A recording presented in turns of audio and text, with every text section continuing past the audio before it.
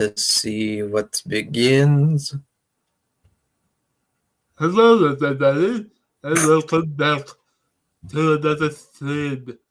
My tongue is stuck. I feel like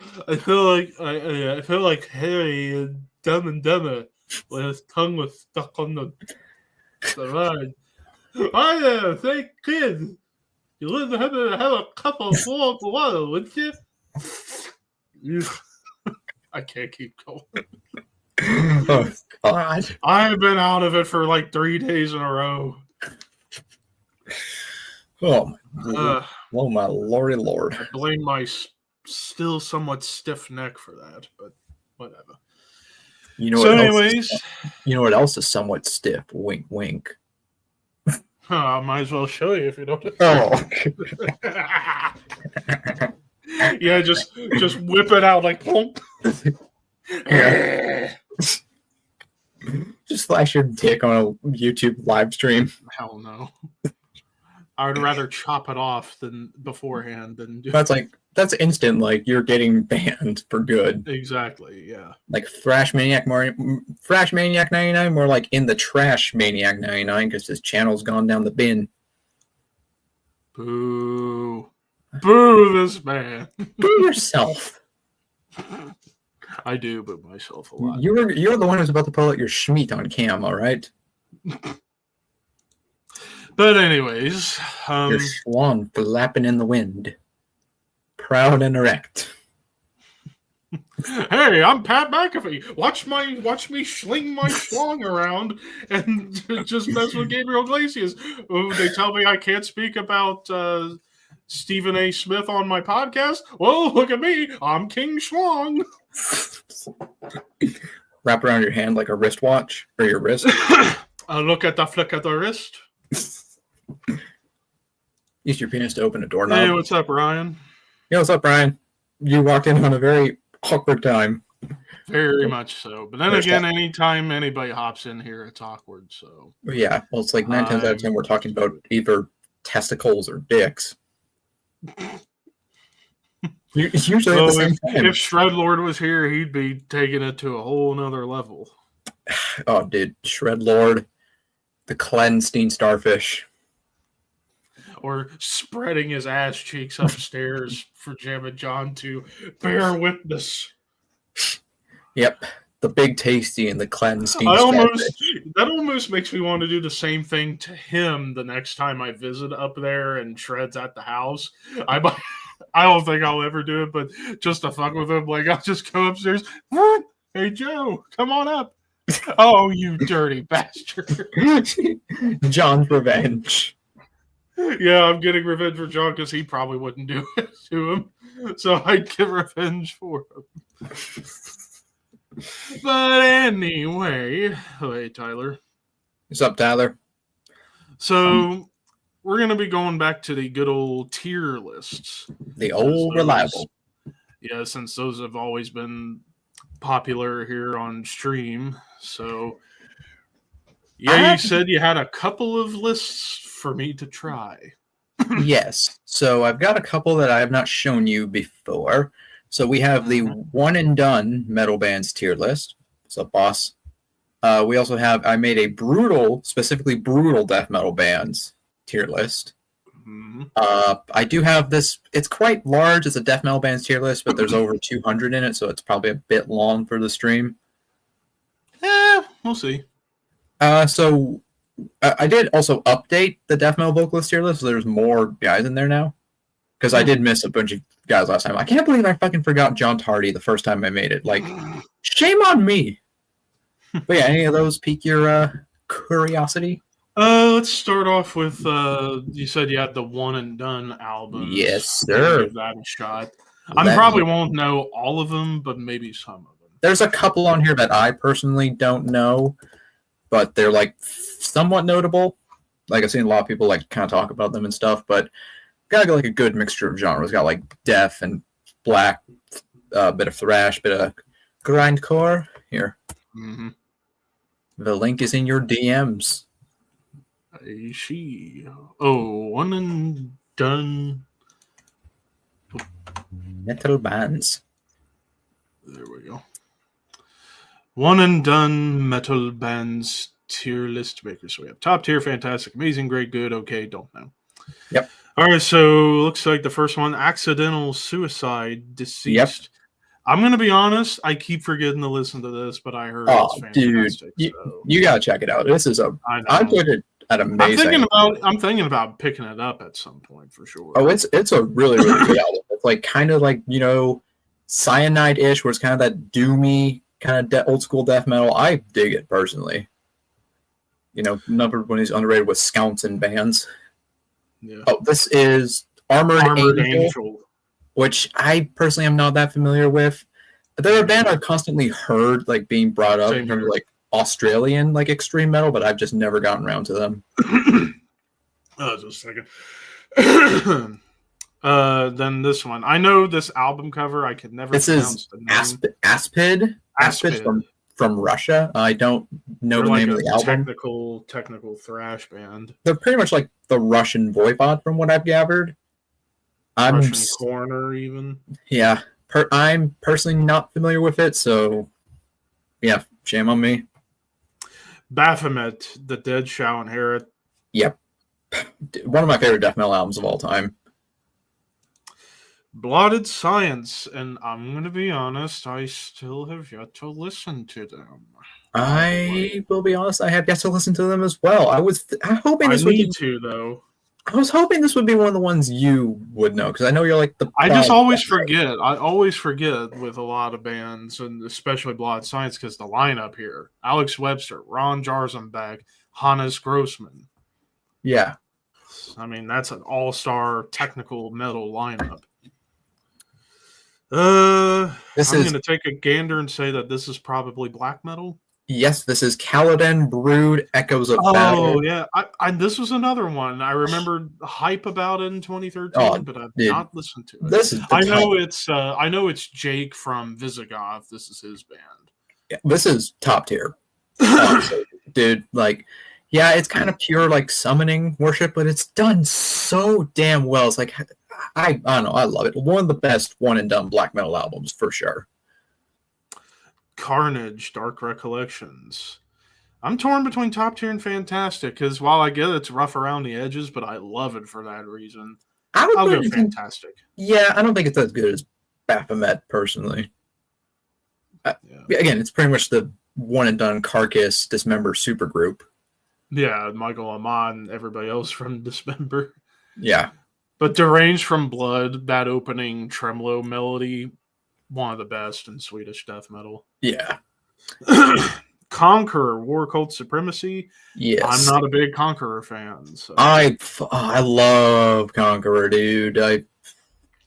You might disagree with me. I think this is another top tier album. Like, this is like I don't know if you're like a big fan of like war metal or like bestial black metal. Not really. See, me personally, I love that stuff, and this is like war metal in its pure essence, just out to fucking hurt you, and it's just ugh.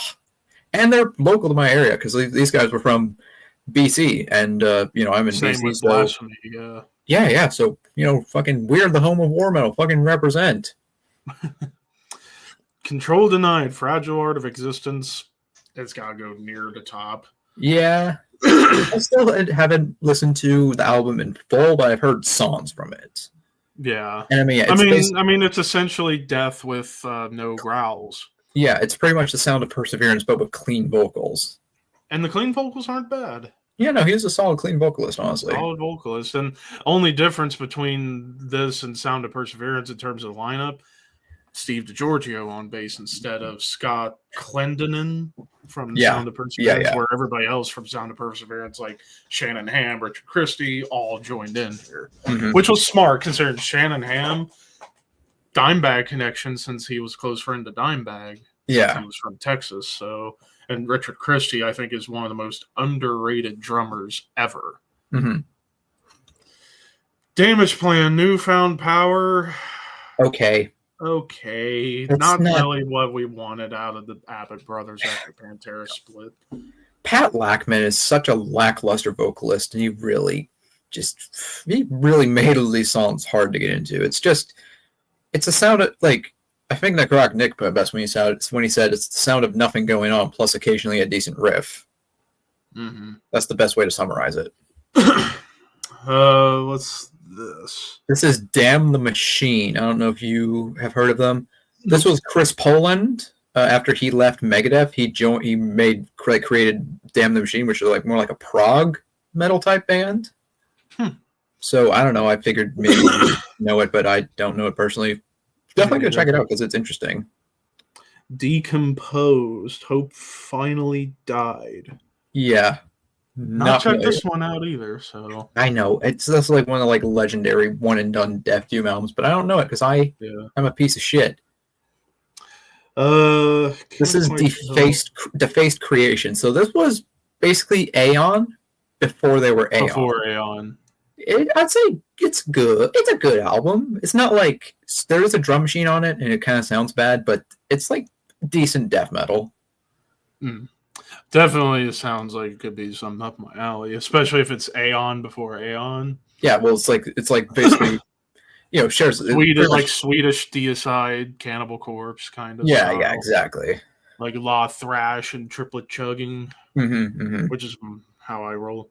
I know you're gonna immediately disagree. Yep. But Demolich has to go out. They have to be top. I'll let you have it. I don't like Demolich. I mean, innovative for 1993, like basically a precursor to a ton of bands that would either go in that sound or come after, like Gorguts, Immolation to an extent. Yeah, definitely. Even inspired a lot of like the Canadian death metal bands, like Cathelist, for example. Yeah, but the fucking bullfrog vocals, the frog gurgling poo, it's bad. You're wrong, but it's okay. I'm right, but thank you. This is another instant top tier. All right, Disavowed transcends peripheral. That's top tier, and I'm gonna go ahead and say Disincarnate Dreams of Carrying Kind also top tier. Yeah, I mean, I don't blame you. I mean, James Murphy's one and done death metal album in terms of his own band, and it's up there among some of the best 90s death metal out there. And especially getting Aaron from My Dying Bride to pop up on vocals on a song. Yeah. That's pretty killer. Yeah. Disma Towards a Megalith. This is another top tier one. Top tier is going to get quite full, but that's not a problem. It's going to get quite full, but for good reason. And yeah. I listened to Towards a Megalith, and it's nasty death doom right there. Yeah. Can't tell what this is. Dripping. Who I forget the name of the album. It's like insanely long. Yeah, I could see. I've only heard a few songs by Dripping. They're slam, but they're fucking weird slam. Like, I don't know this album, but I've heard some of their songs, and they're a strange band. I kind of like them, but they're fucking weird. Next up, Frederick Thorndahl with Soul Niger Within. I still need to listen to this. I still need to listen to it too.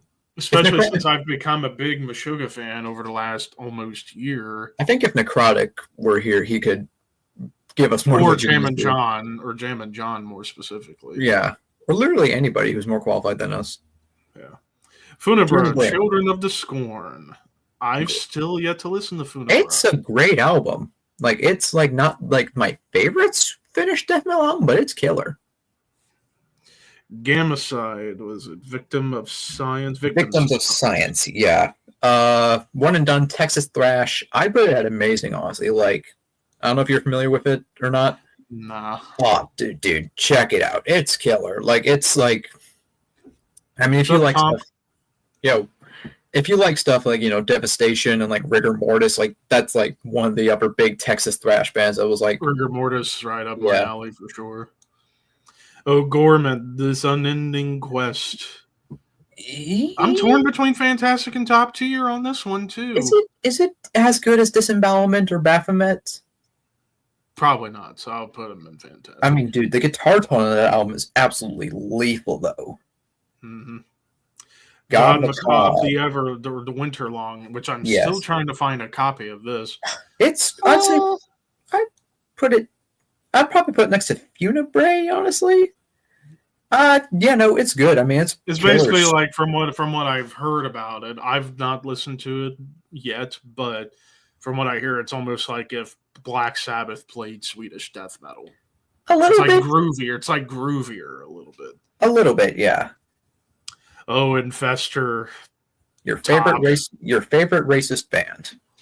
Again, I read the lyrics. It does not come across as that. It's just standard death metal tropes, gore in the occult. But no, in all seriousness, though, musically, it's gross. It's like Incantation with more brutal and blackened moments. It's like Incantation meets like, I don't know, like finished death metal in a way. With a hint of black metal, too. And it's some like the immolation-y dissonance as well. Insect Warfare After World Extermination. I'm trusting. From what I've heard, it's top tier grind. Yeah, I still need to listen to the whole deal, but from what I've heard thus far, it is brutal. Yeah, I'm not the biggest grind fan, so really no opinion. Me neither, but this definitely kind of has some more bordering death metal moments in there. Like there's some more mid-tempo stuff in there, but what is this? This is Kvis. One and done black metal. Not familiar with it. Me neither. Same with this one. This is Lacaphia of Flame. And this is one I've been curious about checking out. Yeah, me too. They get compared to bands like Nile, Hate Eternal, Mithras. Yeah, they're like bunch of technical brutal tech prog death metal. Yeah, like I've seen so many people like, is that like a 96% rating on like the archives based off 20 reviews? Same with their band they had before, Appalling Spawn. Yeah. Which was the same thing, but a little grindier too. Yeah. But yeah. Migaus Open Season. Not familiar with it. From what I've heard, it's the kind of another one of these bands similar to like Incantation, Immolation, kind of in that realm. Miasma, also another one I'm not familiar with. Austrian death metal. Man, I look like a total fucking poser right now. We both do. Yeah. It's just only so many hours in the day to listen to stuff. Some more black metal, Midwinter. I've seen this name come up. Yeah, I have too, but I'm not familiar with it, so fuck me. Yeah, I think from what I've seen, they're kind of in like that realm of dissection worship. Yeah, the melodic black metal. Now, this next album, I actually recently picked up my copy. Molested Blood Drum. This was like this was Oystein Brun from yeah. I've been needing to listen to this one too. I put it fantastic. Like, dude, it's like it's like a blackened folky Incantation. It's awesome. Morpheus Descends. Again, I've been needing to listen to this one. I've heard this one though. I would also put this one in fantastic too. It's like, again, kind of so many bands that sound like fucking Incantation. It's unbelievable. But yeah, that kind of Incantation, Immolation worship. It's in that realm. It's killer. Nail Bomb Point Blank. Yeah, I'll go up there for an industrial album. Kind of industrial groove. Thrash too. Probot. Dave I have this one. I'm gonna go amazing with this one too, because so much variety on there. Yeah, and also a lot of cool guests like Tom Moyer, Lemmy, Eric Wagner from Trouble, Wino, a bunch of people. Yeah, I mean, I don't even like some that much, but I mean, for influence alone, it's got to be on the top tier. This next one. Oh, Repulsion Horrified, top tier. Like it's even like arguably death grind, because there's like death metal riffs all over that album. Yeah, well, the best way, and I totally agree with Gonalok's assessment of like when grind was starting up with Repulsion and Napalm Death. Like Napalm Deaths was more of like a punk band that scooped up a lot of heavy influence of death metal, whereas Repulsion, you could say, was a death metal band that scooped up a lot of influence of punk. Yeah. But mashed it all together into what became grind. Revenant, I think, is what this Yep, is. this is Revenant. And I still have yet to listen to this band, too. I still Even have though yet to this listen was to it as John well. McEntee and Paul Ledney. Yeah. So Shame on me for not knowing it. Shame on you. Boo this man. Boo him. Boo me. Boo me Ripping too. Corpse streaming with Up the dead. here. Dude, it's primal hatred. The slam break on Rift of Hate. Still, I would argue the greatest use of a slam riff in all of metal. That dun dun dun orgasmic. All right, so what we got next? Shroom. Shroom. Yeah. This was Audi Pitre from Acid Bath. Is like his other project, like shortly before he passed. I'd say great. Maybe it's again. It's a very very weird album. Like it's yeah, like it's psychedelic, industrial, death, sludge. There's no guitars on it. It's just two basses. Mm-hmm. It's a weird nightmare. Damn it! It's like Acid Bath, but somehow even more nightmarish. If you can believe Silencer. that. I can never get into this band. Me neither. The vocals, he sounds like he's having a pitchfork shoved up his butt. Yeah.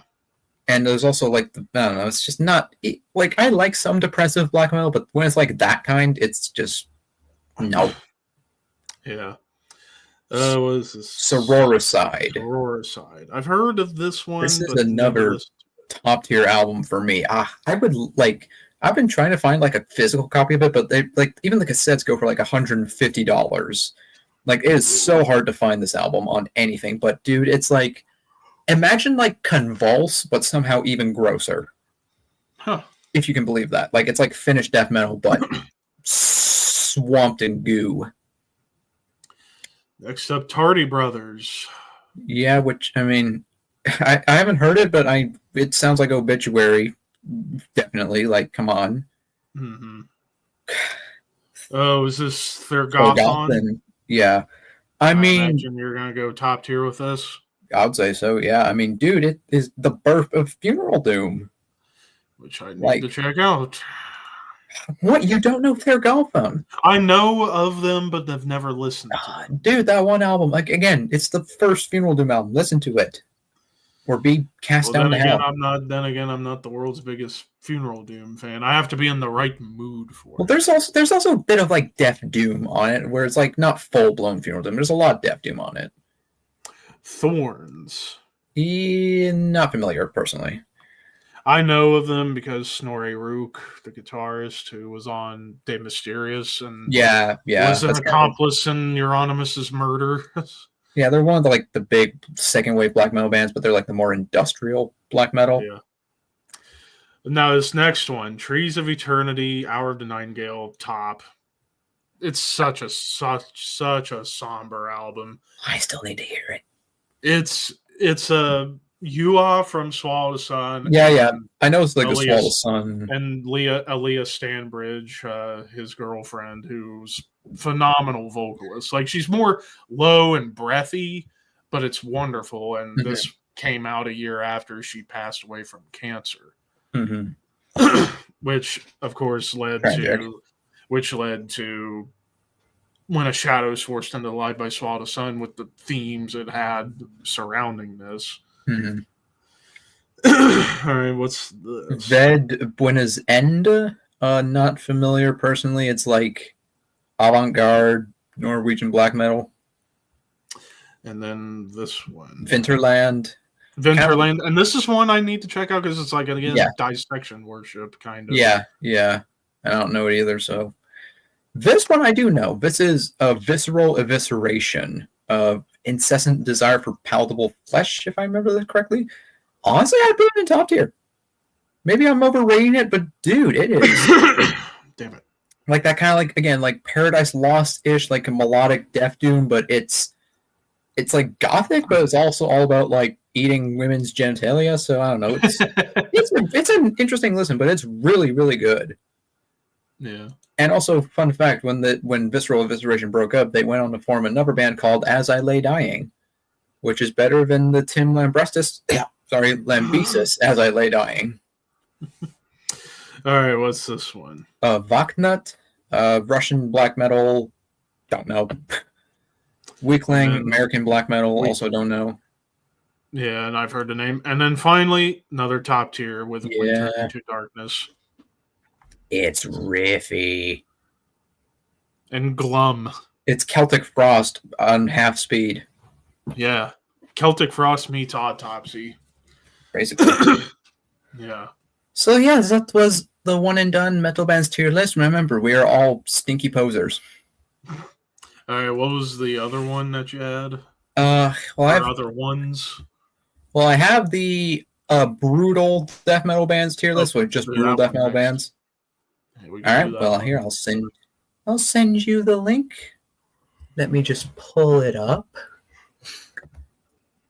Holy belong to bullshit. Oh, holy mother! Here, I'll just send you the other ones here while I'm at it, because might as well, so that way we no real point. Easy access.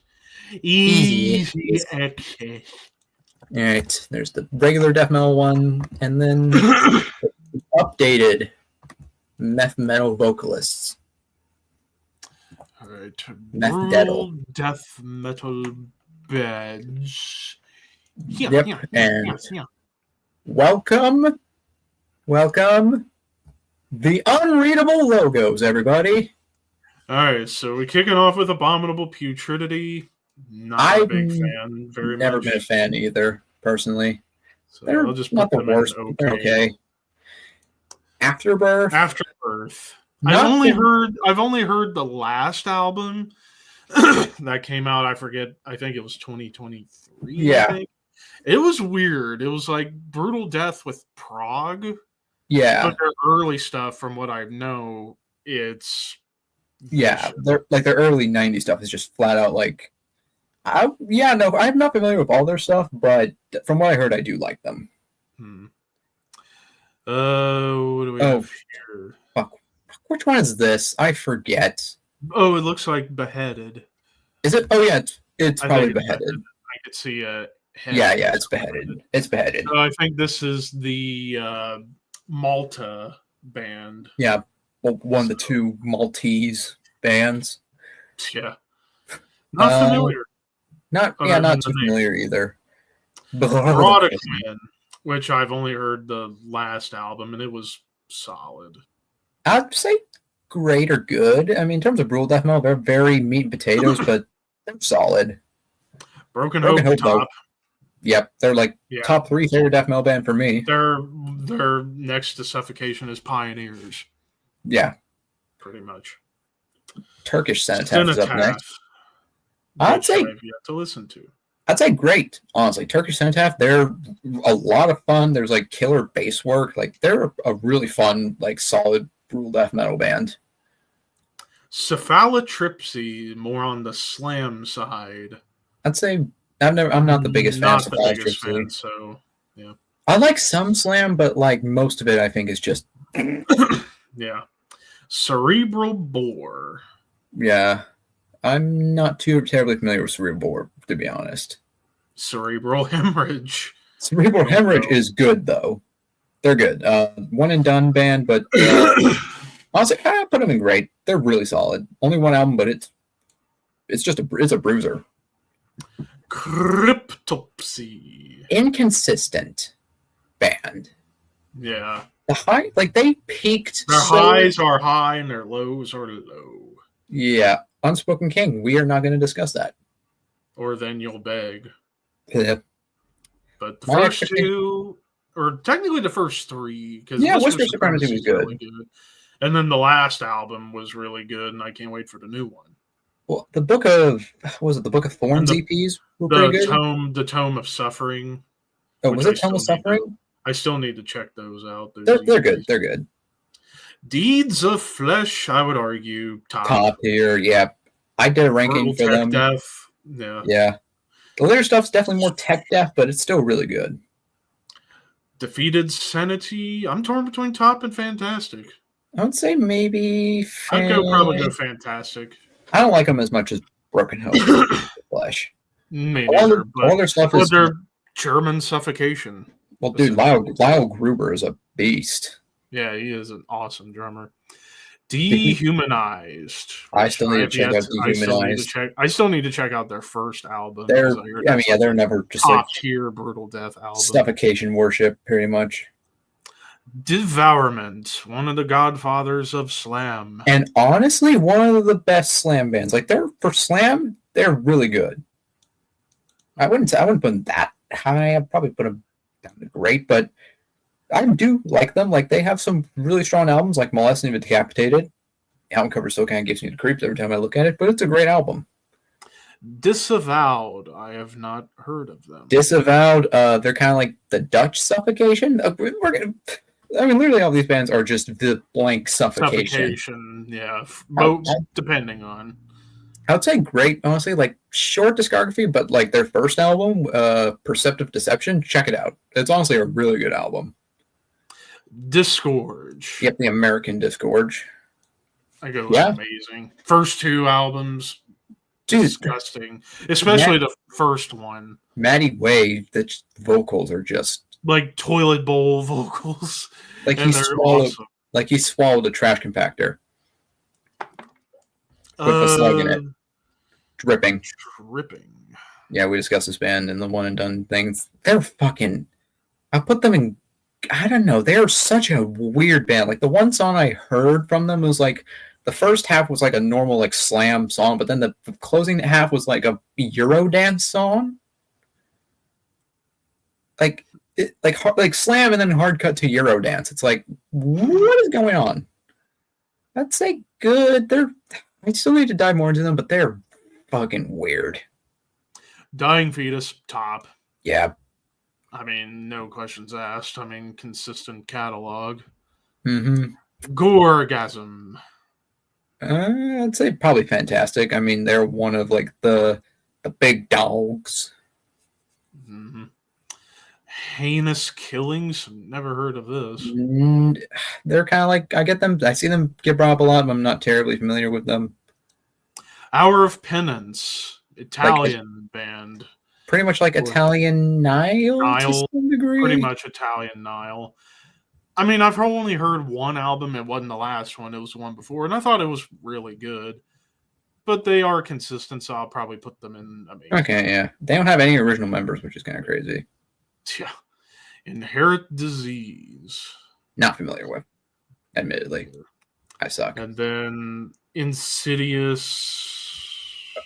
Oh, hold on. Which one is this? Is this Insidious Decrepancy? Yes. Yeah, Insidious Decrepancy. Not terribly familiar with. Eternal Bleeding. Now we're to the godfathers of slam. I put them in fantastic, honestly. Like for slam, album alone is that's still I argue the best slam album there is. Yeah, it's not even a contest if you ask me. Eternal Suffering, they're I'd say great or amazing. They're a really solid band. They're like Colombian Suffocation, pretty much. I think they were originally from Colombia, but they moved to New York, whatever. Inveracity. The Greek Suffocation. I'm not. It's the same. I'd still need to get into. This is a band I should know, but I don't because I'm stupid. Kronos, French band. Yes. Still not listened to them though. I have not either. Liturgy. Not to be confused with the shit liturgy. They're one and done. Don't know them. Lividity. They're okay. They're just very middle of the road kind of brutal death metal. They really don't like do anything super original. They're okay. Malignancy. I go fantastic. Oh yeah, they're awesome, dude. Like Intrauterine Cannibalism. Ooh. Mortal Decay. I've heard some of their stuff is pretty solid. I would say fantastic for Mortal Decay, frankly. Like, dude, Forensic. Check out that album. Oh, it's gross album. Mortician. Okay, this is tough because like their 90s stuff, pretty much perfect. And then after that, I'll probably put them in amazing. Yeah, the later albums aren't as The good. later material's not great, but the 90s stuff, pretty much perfect. Mm-hmm. Oh, to the top with Nile. Yeah. I mean, every album, and I'm going to be ranking them in August. Every album really good too, just classics. Mm-hmm. And my favorite tech death band of all time too. Not just brutal death, but tech death too. Yeah, they're definitely very techy. Origin. I'm not heard one album. I've only heard one album, and it was good. So, but given their old catalog, I'll put them up in great. Okay. Or no, I'll put them in amazing because I know a lot of people really put them pretty high. Prophecy. Not heard of this one. Not overly familiar. Putrid Pile. Not overly This familiar. is a band I've been needing to check out, especially because my buddy Scott loves these guys, but I've yet to listen to him because I'm an asshole. And we have a Ricardo sighting. Ricky! Hello there. Right now we are ranking brutal death metal bands. And we suck because we don't know any of them. Oh, Jesus fucking Christ. Not even me. There's maybe 5 bands I can probably name from everything. Maybe 6 at best. Is this Putridity? Yeah. Listen to these guys. Not that familiar. Neither. Pyrex is the next one. Pyamia. They're Dutch. Only one album, but I don't know it. Now we're to Pyrexia. Pyrexia. I'd say fantastic. Yeah, even though they're basically Suffocation Junior. But they're more groovy, so they do kind of have their own identity. Regurgitation. I love this band. I'd say fantastic because they only have one album, but oh my god, that's one of my favorite albums of all time. Tales of Necrophilia. Oh. Easy there, Junior. Easy there, Junior. Don't get too much excited. Reputation. I'd say fantastic for Reputation too. Like they're another one of the I feel like you'd really like them because honestly they're one of the number big slam bands, but they don't suck like most slam bands. Like they're very similar to Internal Bleeding. Rotting. Another fantastic one for me. Again, all the one and done bands are coming up all next to each other. Same with Scattered Remnants, which I've been needing to check this and check. It's fantastic, dude. Dude, listen to Destined to Fail. It's such a rip urban album. Rip your face. Severe Torture. I would call them Dutch Cannibal Corpse. Yeah, but more brutal, I feel like. More brutal, but I don't know. That last album was pretty technical for their sound. I'd put them in fantastic, personally. Okay. Actually, I think I also have their first album, too. And it's really good as well. Skinless.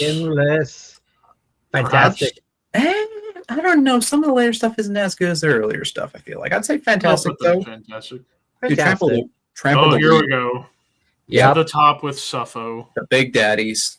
The next to Broken Oak, the grandfathers. Well, arguably the grandfathers. Vile. They're pretty much Cannibal Corpse worship, from what I've heard. Yep, I've yet to listen. I wonder why.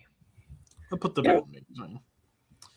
Vomit Remnants. This band's awesome. Japanese. I'd say amazing as well. They're fucking killer. Was this? Oh, fuck. Viral Load.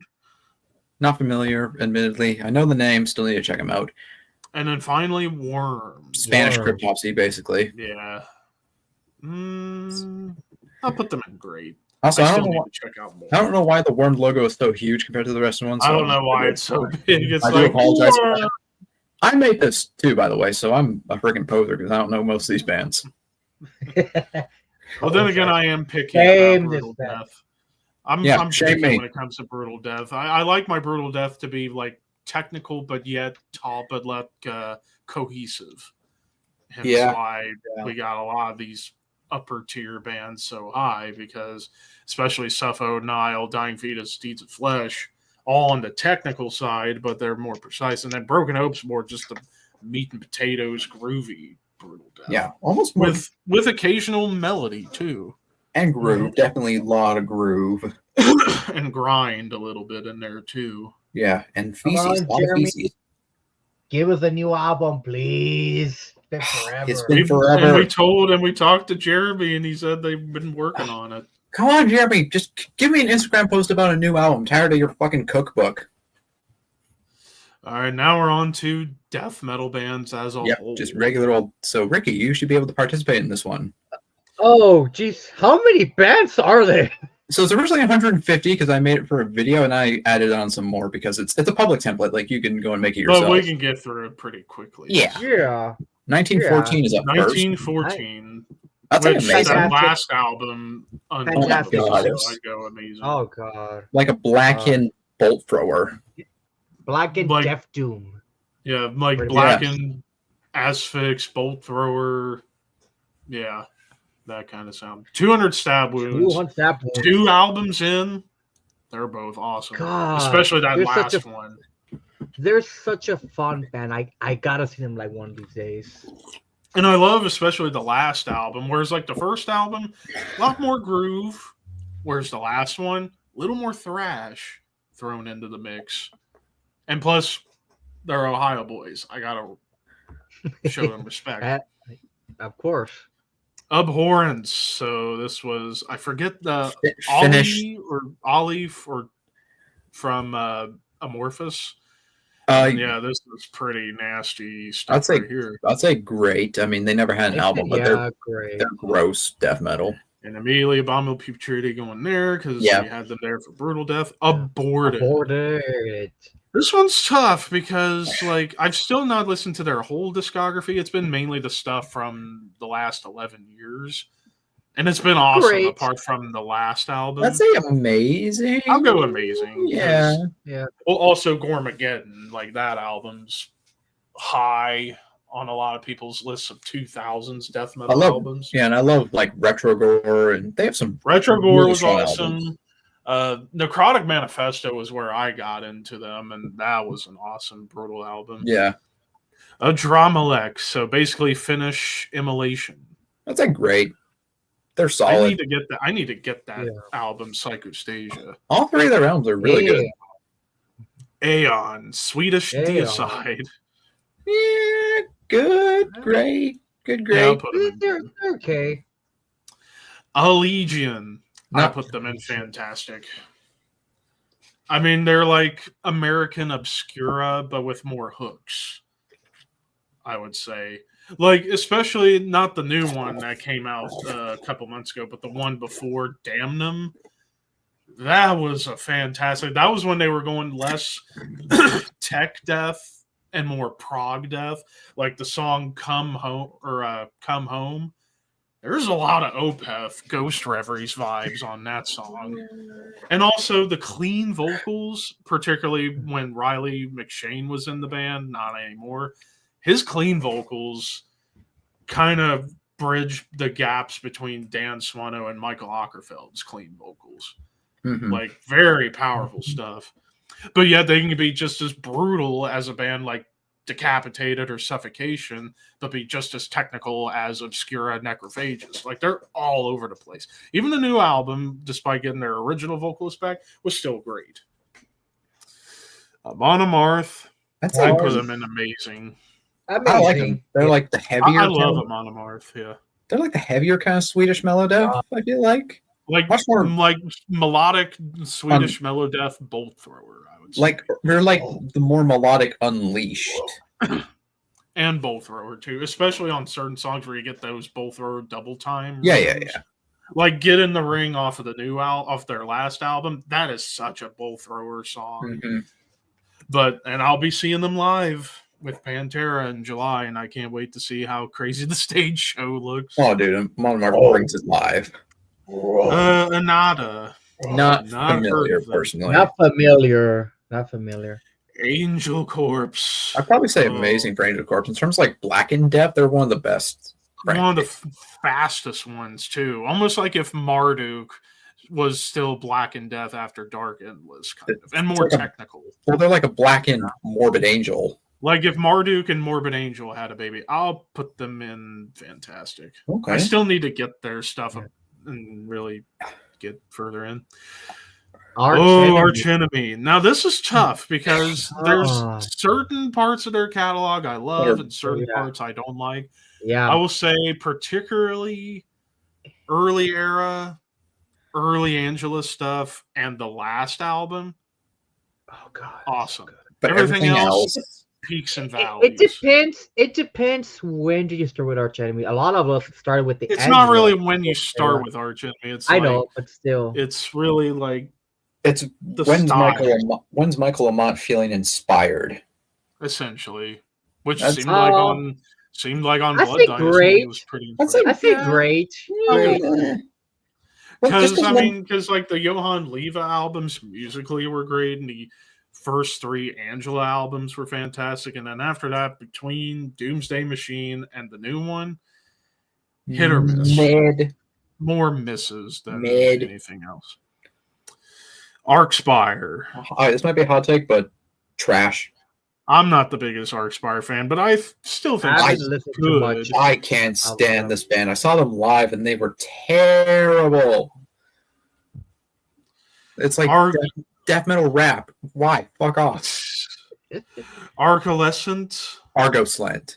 The Not racist melodic death metal band. All right. I like them musically. I don't like their lyrics at all, but musically, they're a really good band. They're like that heavier, like intestine ballism kind of mellow death. Yeah, like intestine ballism and vehemence kind of style. With a lot of like kind of like speed metal thrown in. And they're racist. Arsis. I have still yet to really dive further into this. Same. They're like I'm not gonna put them in haven't heard just from what I know. I'll put them in amazing. All right, Asphyx top tier. Yeah, that's not even a question. Yeah. And honestly, I'm gonna say the same with that At the Gates. I think every album's really good to classic, like every era, or just they peaked so hard with Slaughter the Soul, and nothing they ever did really comes close. Well, they don't really need to. They really don't need to. Like At War with Reality was perfect follow up. To Drink from the Night itself was good, but it went for a more old school sound. And then Nightmare of Being going a little bit more prog, and I liked it. And then you get the first 3 where they start off more Swedish death and then evolved into helping create melody. Mm-hmm. But I'd still probably go top tier because Atheist. Fantastic. Yeah, I'd probably go fantastic because like even the last album, not the best, but not bad either. But like the first 3, classics. Atrocity. German tech death band before they changed. Well, yeah, they were tech death and they were like gothic metal. Now they're like symphonic technical death metal. I'd say okay, just because they are so all over the map. It's really hard to pinpoint where they are. Autopsy to the top tier. Yeah. Even though you had shit fun in their catalog, everything else is awesome. Mm-hmm. Especially the first 2 and the last 2. Avulsed. Not listen to them. They're really good. I'd say great. They're like, Spanish Cannibal Corpse. The last album, check it out, was really good.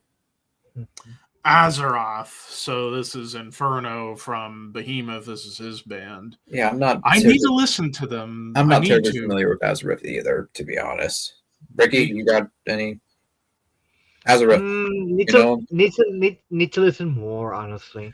Yeah, especially because Inferno being a phenomenal drummer. I've heard little bits of music from Azeroth, and it sounds like Behemoth, Black and Death era Behemoth on steroids. Mm-hmm. Like it's extra fast, almost like Vader fast in terms of speed. Kind of like more thrash influence. Thrashy Black and Death. Or like if Vader was a Black and Death band. Yeah. Baphomet. I'd say fantastic because, again, only one album, but dude, that one album is so good. Bellacore. More mellow death. Mellow death. I've only heard their last album and it was very good. I've heard a couple of their albums. I'd say they're I need to good check band. them I out like them. more, especially because I see they get compared a lot to like Opeth and bands like that in terms of Yeah, they're kind of. I'd say good. They're a good band. I think good. Yeah, they're good. Now, Ricky, before you say Behemoth. anything, Behemoth, I'm gonna meet in the middle and put them in great. Yeah, Because yeah. from Pandemonic Incantations through to Incantation. Satanist, that's a perfect 16-year run of material. But I loved you And at then your the new album, musically fantastic, lyrically, what the hell, Nurgle? More like Nerdgle, am I right? It's like Nurgle should try and hire whoever they had writing lyrics for them prior to Loved You at Your Darkest. That random poet dude. Yeah, it's like you need him back. Belphegor, I'd say good. kind of in the same vein as Behemoth, but not as good. I'd say good. Like good. They're a solid band, but they don't like do anything outstanding. I'd say. Well, I would say the albums in particular, like the album in particular, I really like from Belphegor is Lucifer and Cestus. Like that is top tier Black and Death right there. Yeah. Benediction. I put them in amazing because obviously not a consistent catalog, but the albums are amazing. The new albums, probably more or less going to be a year ender for me. Ripper. Benighted. So I think French this Aborted. is French Aborted, which I've only heard the last album. Wasn't quite for me. I'd say I'll listen to it. I'll put them at great. They're not as good as Aborted, but they're solid. Like Death Grind, Brutal Death. Black Dahlia Murder, top for at the top. For Mellow Death. They're one of the best Mellow Death bands of all time. Right, yeah. I mean, not a bad album. All their albums are very good too. Insanely amazing. Especially Miasma, Everblack, Nocturnal. I would even say Unhallowed, just for how more raw and lower the vocals were on that. I really like Deflorate. I think that album's underrated. Deflorate's very good too. I Will Return. That is one of my favorite Black Dahlia songs. Blood Incantation. I am torn between fantastic and top two. We're going to be split on this one, personally. I want to say fantastic, but I really want to put them at the top because live they're so fucking good. But I feel Blood Incantation needs one more album to like define them as a band. Yeah, one more time we'll knock off and you'll be perfect. Even if they are knocking off Time Ghoul, they're doing a damn good job at it. Damn good job, yeah. Because after all, Time Ghoul ain't never coming back. We might as well have a band continue that legacy and evolve it. I guess. That's what Blood Incantation's doing. I guess, but you could just listen to Time Ghoul. Blood Red Throne. Oh man, right. I'm gonna go. Screw it. I'm putting them top. Let him have his moment, Ricky. Let him have his They're Norwegian Cannibal Corpse. I know. And they do a phenomenal job. I had a feeling he was going to go either or. I'm like, Or you know what? I'll make you all happier. I'll put them in fantastic. Because there's even a couple albums, like the new album, was still pretty good, but might be their weakest album thus far. Mm-hmm. But when they're on top of their game, oh my God. Like, Imperial Congregation, Souls of Damnation, Come Death, Affiliate with the Suffering, Altered Genesis. Fantastic. Like, it's, again, Norwegian Cannibal Corpse, but a touch of melody, more melody thrown in there. Mm-hmm. Like death melodies a little bit, but mixed with the brutality of Cannibal Corpse. And phenomenal bass work, no matter who they had on bass, whether Erland or now Gunnar, both top-tier death metal bassists. Especially Erland, who does work with Igor every once in a while, which I honestly think about messaging Erland about, hey, getting him on the podcast because I'd like to pick his brain about bass. Mm-hmm. Bloodbath, no, this is an easy top tier.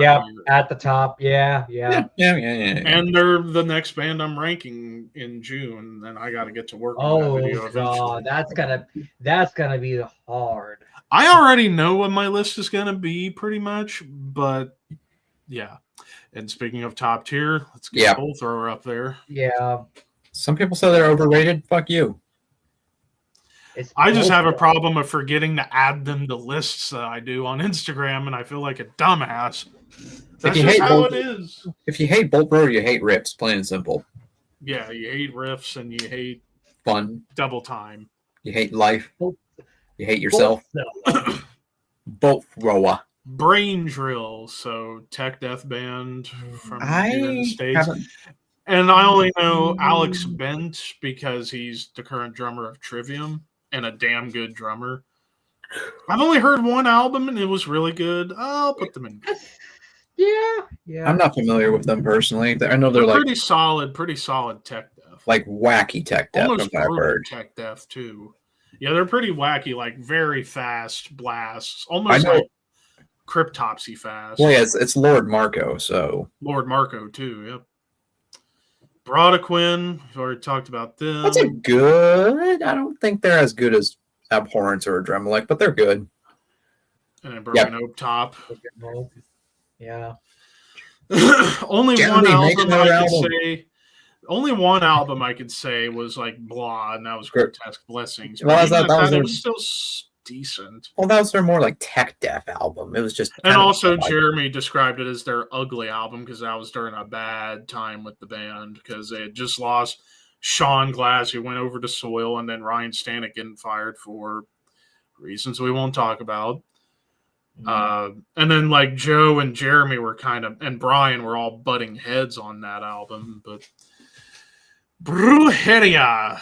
Oh God! You're kidding me. This is Ricky. This is Ricky's band. This is all Ricky. I mean, I've listened to Brujeria, and it's fun. It's fun for the themes they do, and I mean, it's also it's a giant super group. I wish y'all could understand Spanish more. Sometimes they think shit like doesn't even make fucking sense. About the cartel, about Satanism, about drugs, politics. It's cartel death grind. Pretty much. And it's funny, and it's crazy to think their original lineup had Billy Gould from Faith No More, Raymond Herrera of Fear Factory, and Dino Cazares and Shane Embry. Yeah. All in their original lineup. What a lineup. Weird. And then over the years, having like Jeff Walker in the band, Daniel or Adrian Erlandson from Arch Enemy, and At the Gates. Trying to remember who else has been in that band. Oh, Nick Barker, who's an awesome drummer in his own right. Yeah. So I'll meet in the middle. I'll put them in great.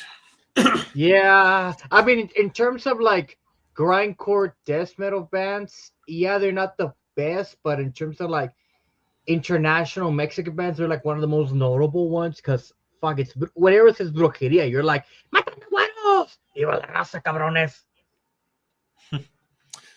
Brutality. I still need to listen to their first two albums. Oh, dude, they're so and I know they're amazing, so I'll put them in fantastic to fancy. Cancer. New Cancer album. Okay. New Cancer album's good, but I was expecting a little more. I thought it was great, honestly. Like, dude, I thought it was just riffy fucking death metal. But their first three. Yeah. So based off, even though they've had some stinkers in between, I'll put them in amazing. I'd agree with that. Yeah, that's fair. Oh, here we go. Another top tier. Cannibal Corpse. Trash. Yeah. I'm just kidding. Obviously, they're top tier. I'm hyped to see them again 2 more times in October, baby. Come on. Cannabis Corpse. They're fun. They're fun. They're fun. I mean, yeah, not really my bag, but I mean, there's kind of like a tribute act for old school death metal, pretty much. I guess great will be fitting. Great, yeah.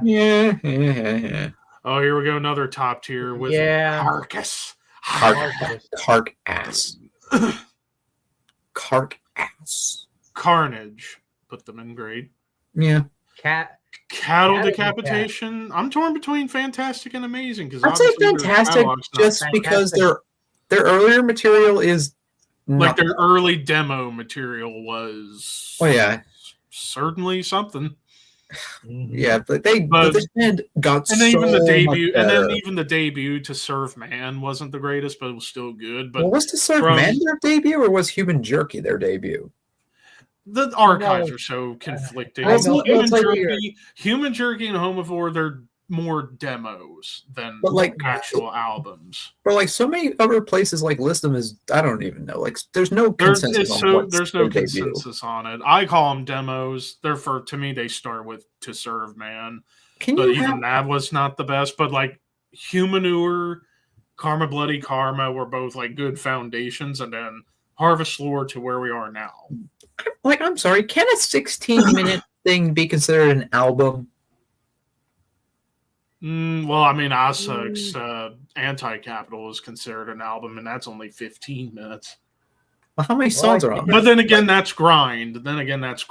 So. Yeah, I guess. It can't hold it to like the standards of like normal metal. Yeah, I guess it's Cenotaph. The Mexican one this time. The Mexican Cenotaph, which I have been needing to check out. Dude, yeah, I would put this in amazing just because their debut is so good, but their other stuff isn't as good, but it's still good.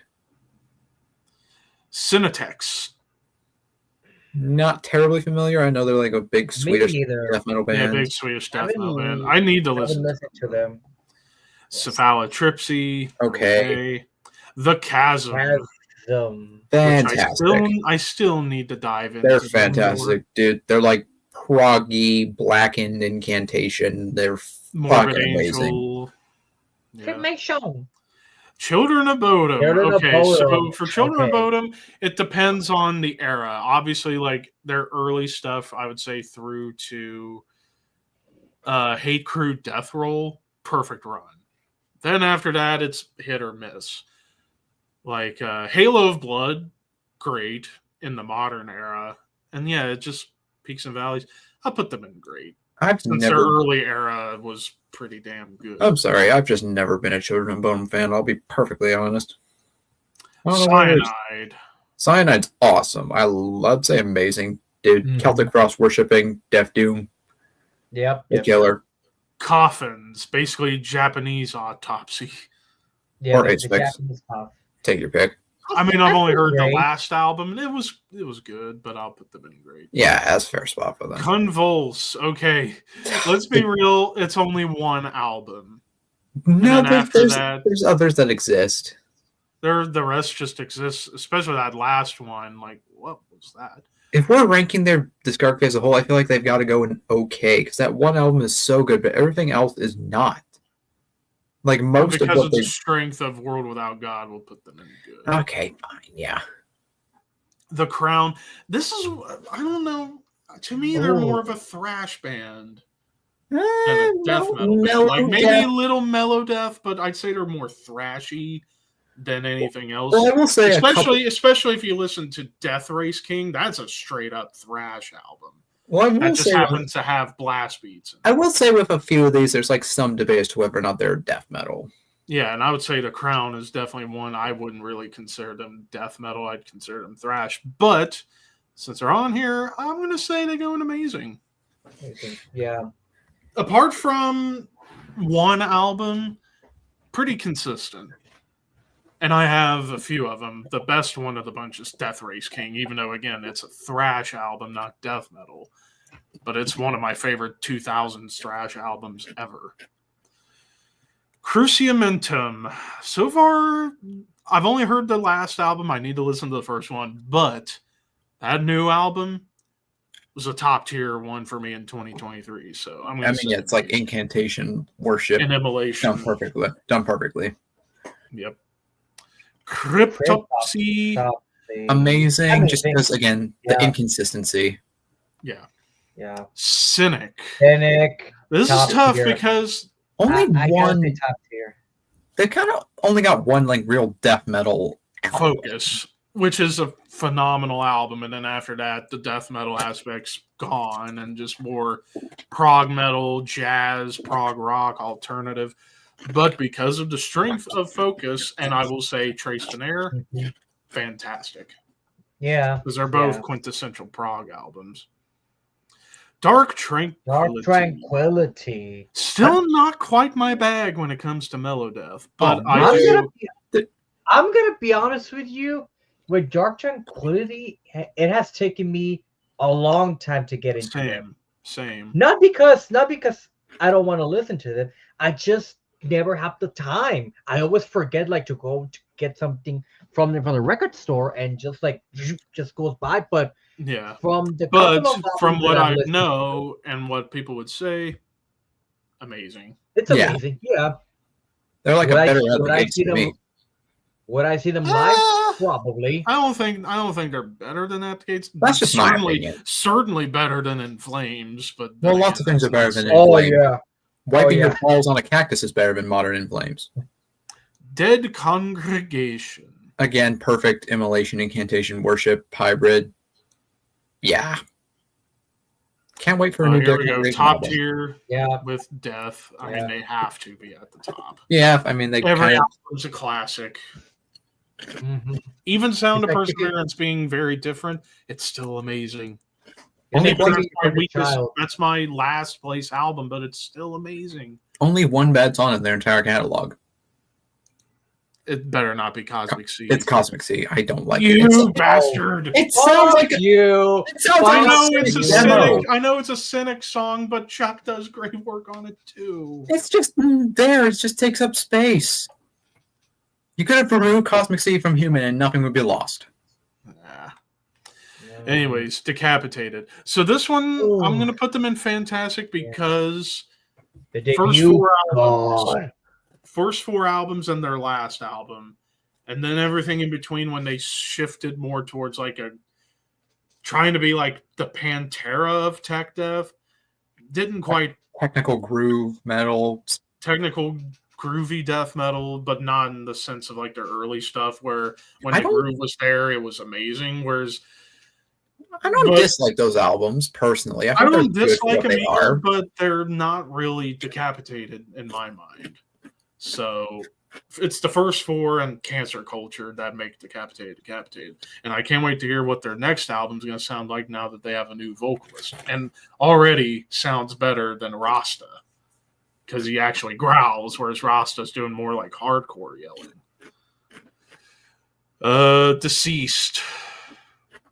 Strictly death metal, not really, but But as a whole, Decrepit Birth. So, it's like tech death that borders between brutal death and mellow death at times. The first album's definitely more brutal death. Like the later stuff is way definitely more gets more melodic. I'll put them in amazing because Samus 66 Samus, awesome drummer and YouTuber. Deeds of Flesh. Put them in Fantastic. Yeah. Defeated Sanity. Go with amazing. Dehumanized. Still don't know. Of course. Yeah. Oh, God. Here we go. Deicide. All right. First four albums. Perfect run. Scars of the Crucifix, solid. Stench of Redemption, a modern classic. In the Minds of Evil, really good. And the last album, really good. Everything else in between, either meh or god-awful. I would say they can go right next to Cryptopsy, just because, again, the inconsistency. That's amazing. They have dude, In Torment in Hell and fucking Incinerate Him, two of the worst death metal albums ever made. No. Till Left to Us Part is really bad, too. Demigod. Again, Finnish band. The first album is so good, but the other two are just there. Not quite up to standard. Yeah. Put them in good. It's such a weird thing with these Finnish bands. Like, they knock it out of the park on their first album, and then they just get weird. Yeah. Yeah. Oh, yeah, and I just noticed one key band in the A category, or like in the A letters, Amorphous was missing. Well, I thought about it, but they still are death metal to an extent. It's more mellow death. But it's such a small portion of their sound now. Like they're way more folk, way more melodic mellow death and prog, but still. But Yes, still, but I mean, with Cynic being on here, gotta have Amorphous. Yeah. If Amorphous was on here, I would go between top tier and Fantastic for their I put them whole in top tier catalog. or fantastic. They're amazing. I would put it fantastic. And I can't wait for a new album. Yeah. All right, again, disagree with you. Demolish has to. Okay, counterpoint. One album. Can they go up there with bands that have multiple albums? Okay, fine. We'll Yeah. put them in Fantastic. Desultory. Or desultory, depending on who you ask. Or Desultory, yeah. I'd say great or amazing. Like they're definitely like kind of A forgotten Swedish death metal band. Pretty much like Dismember Jr. Not to like, not that that's a bad thing, but they're good. No. Yeah. Stop. Ooh, Death Clock. I love Death Clock. I'll go with Fantastic. Hey, It's fun. Number 5. It's fun, and the last album, if it's gonna be it for them, great album to end the Death Clock on, especially with Mermaider 3. That is like Death Clock doing Immolation almost, like chuggy grooves with dissonant riffs. It's awesome. I still need to get Death Album 2 and the Doomstar Requiem soundtrack, and then I'd have everything. I hate the fact that I didn't see him live when they were touring for that brief time. I think it was during COVID when they were touring. Or was it after COVID? I don't remember. But they came to Houston. Anyways, Devourment. Great. For Slam, they're amazing. And then Disembowelment will Yeah. be fantastic. Arguably the greatest Death Doom album of all time. Arguably. Thank you. Thank you. It's definitely a top 10 for sure. Top 5. Come on. Top 2. Top 2. No. Yeah. Don't start with me, boy. Don't start with me. Did you not see my list I put on Instagram, Ricardo? Yeah, I did. And you didn't have some remorse. That's why I said, be careful, boy. Be careful, boy. Anyways, the American Disgorge, they go in the amazing category. Yeah. Disincarnate, fantastic. Yep. Disma, Fantastic as another one well. that goes fantastic for the one-off. Yeah. Dismember. They gotta be top tier, dude. Top tier. Yeah. They're like the Swedish death metal band, in my opinion. Drawn and quartered. I got a couple of their albums. I've not listened to them yet, but from what I know, they're basically like Immolation worship. Incantation, Immolation worship. Again, like Dead Congregation. There's so many fucking Incantation worship bands. It's insane. Yeah. Dying Fetus. Top tier. I'm torn between. Yeah, I was thinking top tier. Fantastic. Top for sure. tier. Dude, the last Dying Fetus album. Holy shit, that was a bruiser. Edge of Sanity. I know this is going for you. Yeah. Top tier for Yeah. death, mellow death. Even the two albums that are weak, they're not really horrible. They were first album. Well, particularly Cryptic was not that great, but Infernal was fine. But everything else, the debut is good. It's just the production. suffered. But then from Unorthodox through Crimson 1, perfect run, and then Crimson 2 was a perfect swan song. Entombed. I'll meet you halfway. I'll put them in Fantastic because obviously they've had a couple of stinkers. Again, the inconsistency. But like first 3 albums, perfect run. Ride Should Trade Speak the Truth was okay. I love that album personally. Same Difference can fuck off. Morningstar is underrated. Uprising really good. Morningstar, I think, is a fantastic album. Inferno, if the production was better and the songwriting wasn't so corny, and the lyrics weren't fucking cheese. And then Serpent Saints was a botched attempt at a comeback. It was, no. And then the Entombed AD stuff, like Back to the Front was all right. Dead Dawn was decent, but Bowels of Earth was awesome. Yeah. So, yeah. Entrails. Not terribly familiar, to be honest. I've listened to some of their stuff. They're solid. I'll put them in. Maybe 1 or 2 songs I've listened. Exhumed. Fantastic. Yeah. Yeah. Carcass Worship, but done right. Carcass Worship done pretty damn well.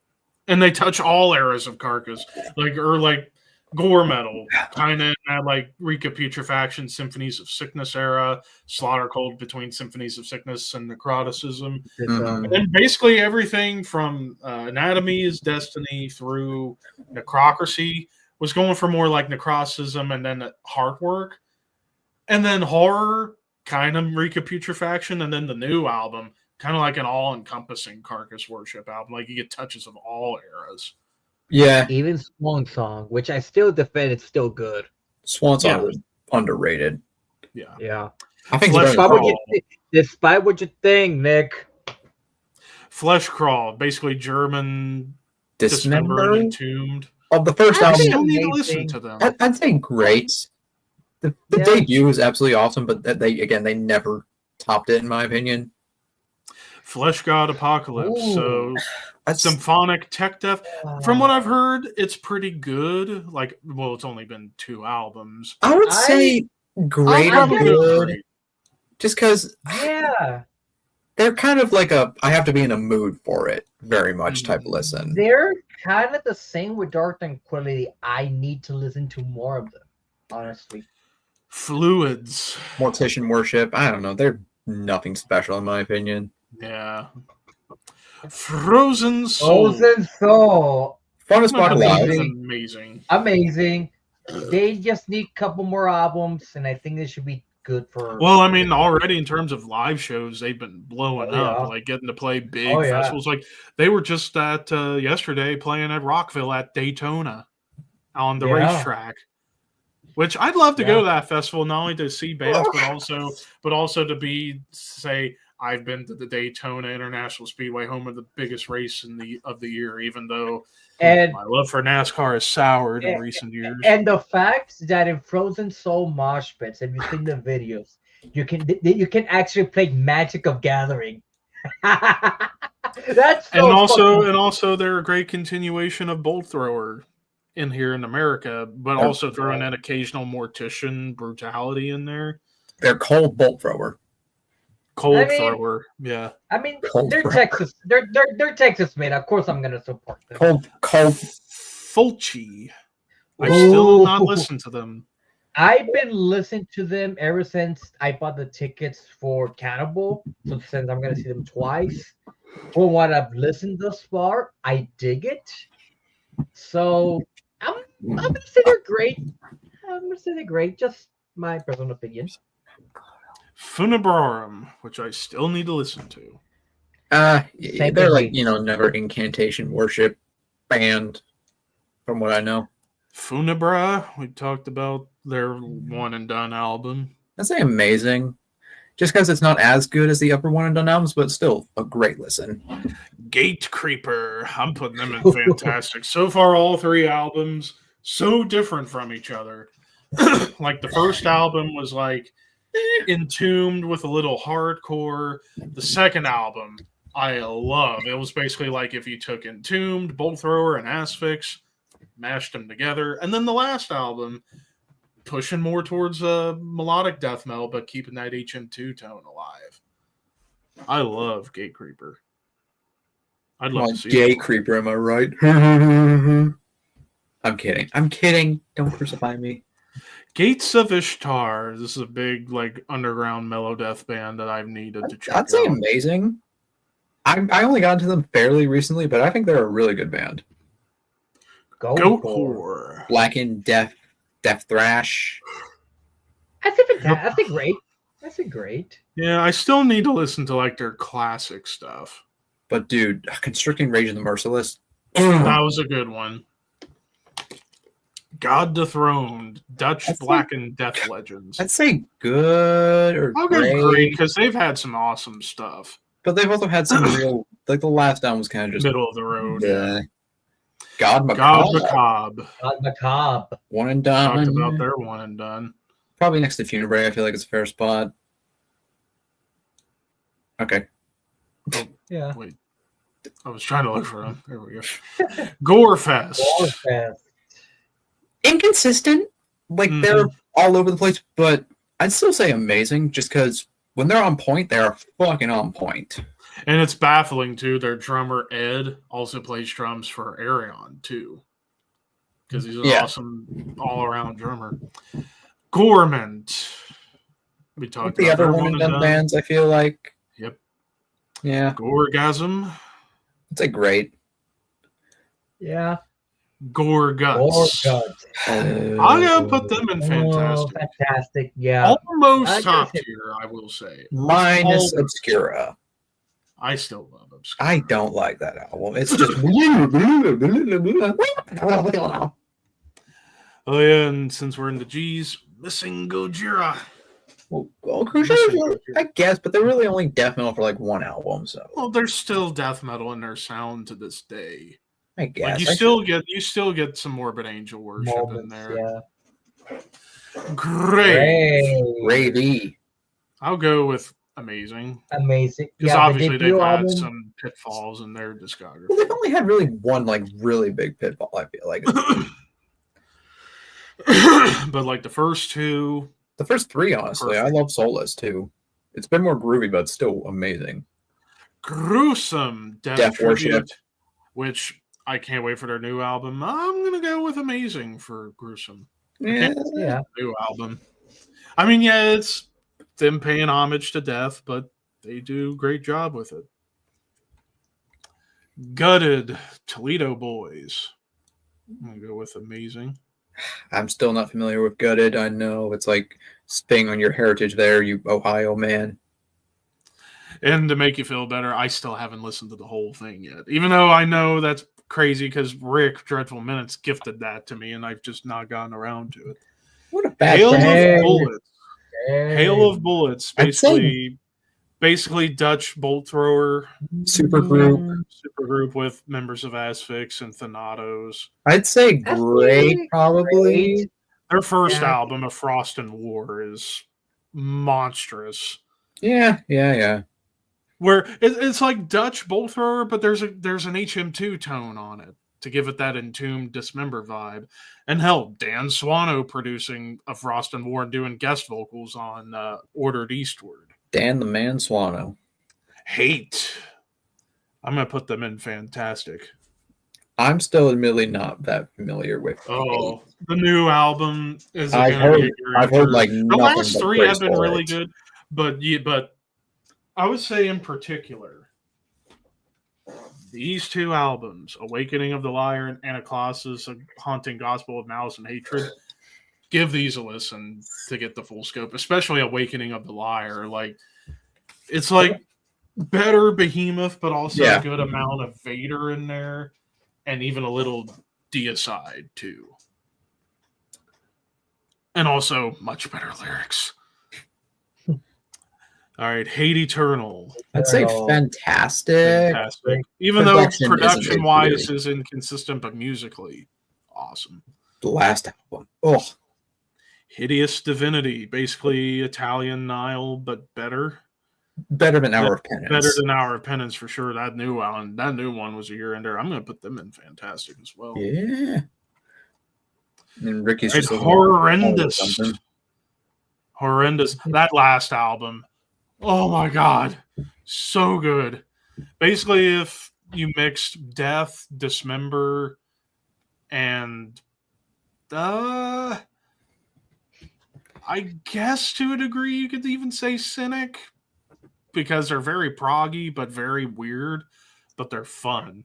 I'm going to put them in amazing. I still need to get all their albums because like early on, it was like HM2 tone, but musically it was very much like Death Worship. Mm-hmm. Even in the vocals. House of Treus. Not familiar, but they're like, again, heavy melodeath. Hypocrisy. Top tier. Yeah. Top tier melodeath. Even one album that's not the best, Catch-22, but everything else, awesome. Abducted. Get your alien groove on. The new one, Worship, was great. Awesome stuff. Plus, Peter Tattergren. Got nothing bad to say about that guy. Oh, here we go. Easy top tier. Top tier. Yeah, top tier. Their Immolation. How do you not love them if you're a death metal fan? Impetigo, basically Illinois carcass worship, autopsy worship. They're fun. They're very, very fun. 2 albums, though, I'll put them in amazing. Like the first album, yeah, the vocals are weird and funny. Like he's going for like, and then pitch shifting to, and then punky. But musically, it's like punky death grind. It's so fun. And the lyrics are hilarious. But their second album, Horror of the Zombies, much more mature, more groove, and better vocals. So yeah, I put them in amazing. Imprecation, basically Texas incantation worship. Yeah, not terribly. Heard one album, their last one, and it was pretty good. I'll put them in good. I'll put them in good. Oh boy. Okay. Oh boy. All right. Hey. Everything from Lunar Strain through Clayman. Fantastic. After that, no. So I'll put them in good just for the inconsistency. Put them in good because of the first 5 albums. Incantation, top tier. Yep. Again, like literally 15% of all the bands on this list sound like Incantation. So, Infester, your favorite racist band. Oh my gosh! I'll put them in. Insomnium. Oh, so now we're getting into some of the best melodeath out there. I'm gonna go fantastic, honestly. Yeah, it's like they're more. They played the melodeath I personally prefer, and that's that more somber but heavier melodeath. Like guitar wise, it's heavier than most of the Gothenburg bands, but it's more sad sounding, which I like. All their albums are great. Fantastic, honestly. Especially from Shadows of the Dying Sun through what was it? What was that album in 2019? Hard Like a Grave. Hard Like a Grave. Almost that was an awesome run. Like Swallow the Sun, kind of, but less. But not doomy. Not doomy. Almost kind of like a more somber Edge of Sanity a little bit too, because they even did a 140+ minute song album, Winter's Gate. Winter's Gate. Yeah. I still need to get more of their stuff though. Internal Bleeding, the Godfathers of Slam, put them in great. Yeah. Here we go. Intestine Ball. Yes, fantastic. My favorite melodic death metal album of all time, Banquet in the Darkness. It's better than every other melodic death metal album, in my opinion. Screw anyone who disagrees with me. Except Hard Work. No, it's better than Hard Work. In Veracity, we don't know them.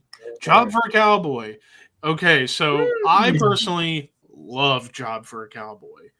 Apart from the Doom EP, even though I don't think it's bad, it's deathcore, but it's better than most deathcore. What is the job? What is the cowboy's job here? Like, what is he doing? I don't know, slaughtering horses, maybe. Is it like a save a horse ride a cowboy? Is it save a horse ride a cowboy kind of thing, or? Probably. But anyways, after the Doom EP from the debut to where we are now, they have become so great, especially the last 2 albums where they've become a prog death metal band and are masterful at it. Johnny Davey is such a great vocalist. Awesome vocalist. I'm going to put them in fantastic. Oh, God. Imagine a Job for a Cowboy cattle decap tour. I think they have toured before. Maybe. So that's the cowboy's job, is to decapitate the cattle. Jungle Rot. Consistent band. Wisconsin Obituary, pretty much. Bull Thrower, even a little bit, too. Yeah. Like Bull Thrower, Obituary, Broken Hope. Calma. The better Children of Bodom, in my opinion. They're more consistent than Children of Bodom. Cataclysm. I've never liked Cataclysm. I'll put them in good because obviously they've had some great albums, but obviously some most of their shit is just kind of mid, in my opinion. So, Crisian. Fantastic, dude. I still need to get more of their stuff. Brutal and fast at all times. They're killer. I'm pretty sure I don't have think you do. one album. No, I don't. I'm shocked. Hmm. I want to get Conquerors of Armageddon. Yes, though. and get a Southern Storm. Yeah. Macabre. Macabre. The goofy, thrashy death grinders that They're sing great. about serial killers. I'm gonna put them in great because I like the gimmick and I don't care. The vocals are fun. I hate them. That was such a Malevolent fun album. Creation.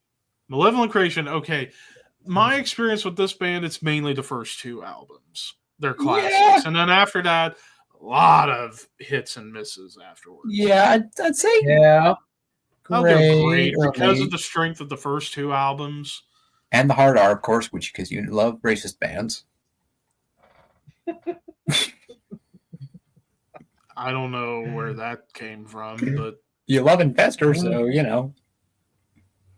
Eh, I'm guessing it had to do with a member saying something. And You don't know about the hard R on Malevolent Creation? No.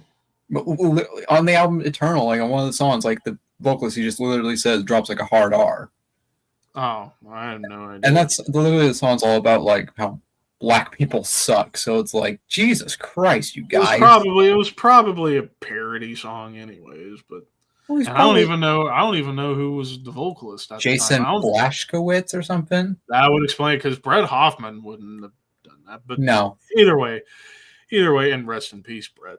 yeah, Malignancy. they can go next to their brutal death metal. Oh no, okay. Massacre. Okay. Only From Beyond. yeah, And- They go And into it. Inhuman Condition. Well, yeah, that EP. Oh, Yeah. well, just From Beyond to me, that's like the only Massacre album I actually enjoy. Because their sophomore effort, oh boy, cringe. Oh, you Good. muted yourself, Levi. You're muted, Levi. Can't hear you, bud. Oh, there we go. I was trying to do that. Anyways, yeah, Promise Promise is to a Fuck Off. masterpiece. Even though there are riffs on the album I like, but it gets No. ruined by bad production No. and bad vocals and bad lyrics. Everything's What the bad. ever loving hell? No. Like And what the the last ever album loving was hell? Like again, there's some riffs on it I don't mind, but it's not enough to do it anything for it. It's still a turd. Turd and Master? turd times 2. Anyways, Master. Master. Again, my experience with this Flashy. band is the first two. But they're consistent, I would say. Like, there's a few highs and lows, but the last album I thought was like really good. Maul. Oh, I think they're I- North Dakota. I listened to their Yes, last album. It was kind of almost, I thought, more of a hardcore album at times, but it was still good. I'll put them good. I fucking hate that I didn't see them when they came to my town. Ugh. Fuck. Memoriam, basically Bolter the 2.0. continuation of both. Bolter. I put them in great because Yeah. the last album, it's like it's taken them album to album to get things really rolling, and that last one was awesome. Miasma. Miasma. We talked about this one in the One and Done albums. Don't know it. Misery Index. More Death Grind. Amazing Death Grind. I put them in fantastic. One of the best Death Grind bands out there. Very consistent. Mm-hmm. Mithras, British morbid angel worship, but with more avant-garde to it. Personally, I think they're fantastic. I don't know personally. Oh, you need to check out Mithras, especially their debut album. What the hell was it called? Forever Advancing Legions. That album, oh my god, it's so good. The song Wrath of God is like Where to Slime Live Part 2. Hmm. It's kind of similar groove, but a slightly different riff, but it's like Where to Slime Live Part 2. And that album basically touches on like that mid to late 90s era Morbid Angel, like Covenant, Domination, Formulas. That run, because it's very experimental. Second album, what the hell was that second album called? I have it, but even I forget the name of it. What was it called? Worlds Beyond the Veil. That's where they get really wacky, like super fast blasting and like grittier production. And they get a little more dissonant on there, but still have the Morbid Angel in there. I still need to get the other two, Behind the Shadows Lie Madness and the last one on Strange Loops. But yeah, they're phenomenal Morbid Angel worship. Monstrosity, top. Top, Okay, yeah. I was going to say fantastic, but one of the most underrated Florida death metal bands of all time. Not a bad album. Just more people need to listen to them. Yeah. Morbid Angel. Morbid Okay, Angel. let's preface. If we take Aluminum Anus out... No, you have to take more than Aluminum Anus out. You have to take out Heretic. You have to take out Kingdoms Sustained. Heretic, I don't think Heretic's bad. It's just the production. Well, the song, it's not just the production. The songs to me are lackluster, but Shrine by Grace, I thought here's was my very good. 9 albums. 5 of them are absolutely top tier. One of them is good, but not top tier. Obviously, that's Domination. And 2 of them are just forgettable, bland, boring, and one is one of the worst metal albums I've ever heard. So, but because of influence and impact, they have to go at the top. I guess, but like, because the first 6 are amazing. Altars through Gateways, that's a perfect run. Domination, right there. Domination's still great, even if there's some hate work, filler songs. Hate work. Domination's fine. Hate work. But like literally, Altars, Blessed, Covenant, Formulas, Gateways, and Domination to a lesser extent. Okay. Fine. Yeah, fine. I'll concede. Yeah. Morgoth, basically German death worship. Yeah. Well, it's mainly one album I love, and there's 2 EPs. Well, the last album, like that was like their comeback album. I thought was a killer. But I'll still put them in grade. Yeah, that's fair. That's a fair spot for them. Morpheus Descends. I still need to listen to them. Dude, I'd say amazing probably, just because again, only one album, but it's damn good. Mors Principum EST. Est, which I know they got a new album coming out. I still need to listen to them, and I will once the new album. I'm not familiar with them. Know them. Morta Skuld. Fantastic. Fantastic. I'll go amazing because I still need to dig deeper into them. No, dude. Like it's only been 2 albums I've checked out. Oh, dude. No, Morta Skuld is like one of the best, dude. You trying to go Smeagol or Gollum over here? No. I think he reversed puberty. Mortician, I'll put them in grade because of their 90s stuff. Yeah. Mortal Decay, we talked about. That's a great, yeah. Oh, Mortiferum. How do you say short? Mortiferum or is it Mortiferum? I don't know. I've not heard it corrected either or, but so far short discography thus far, but they've been pretty damn killer, so I'll put them in grade. Yeah. Mortification, so Christian death thrash grind. First 2 albums, pretty damn good. First 3 I think are good. Everything good, but because everything else is just they stopped being death metal, like switch over to like this groove metal, real boring. Just Mythic, only demos and an EP, all lady death doom band, but so good.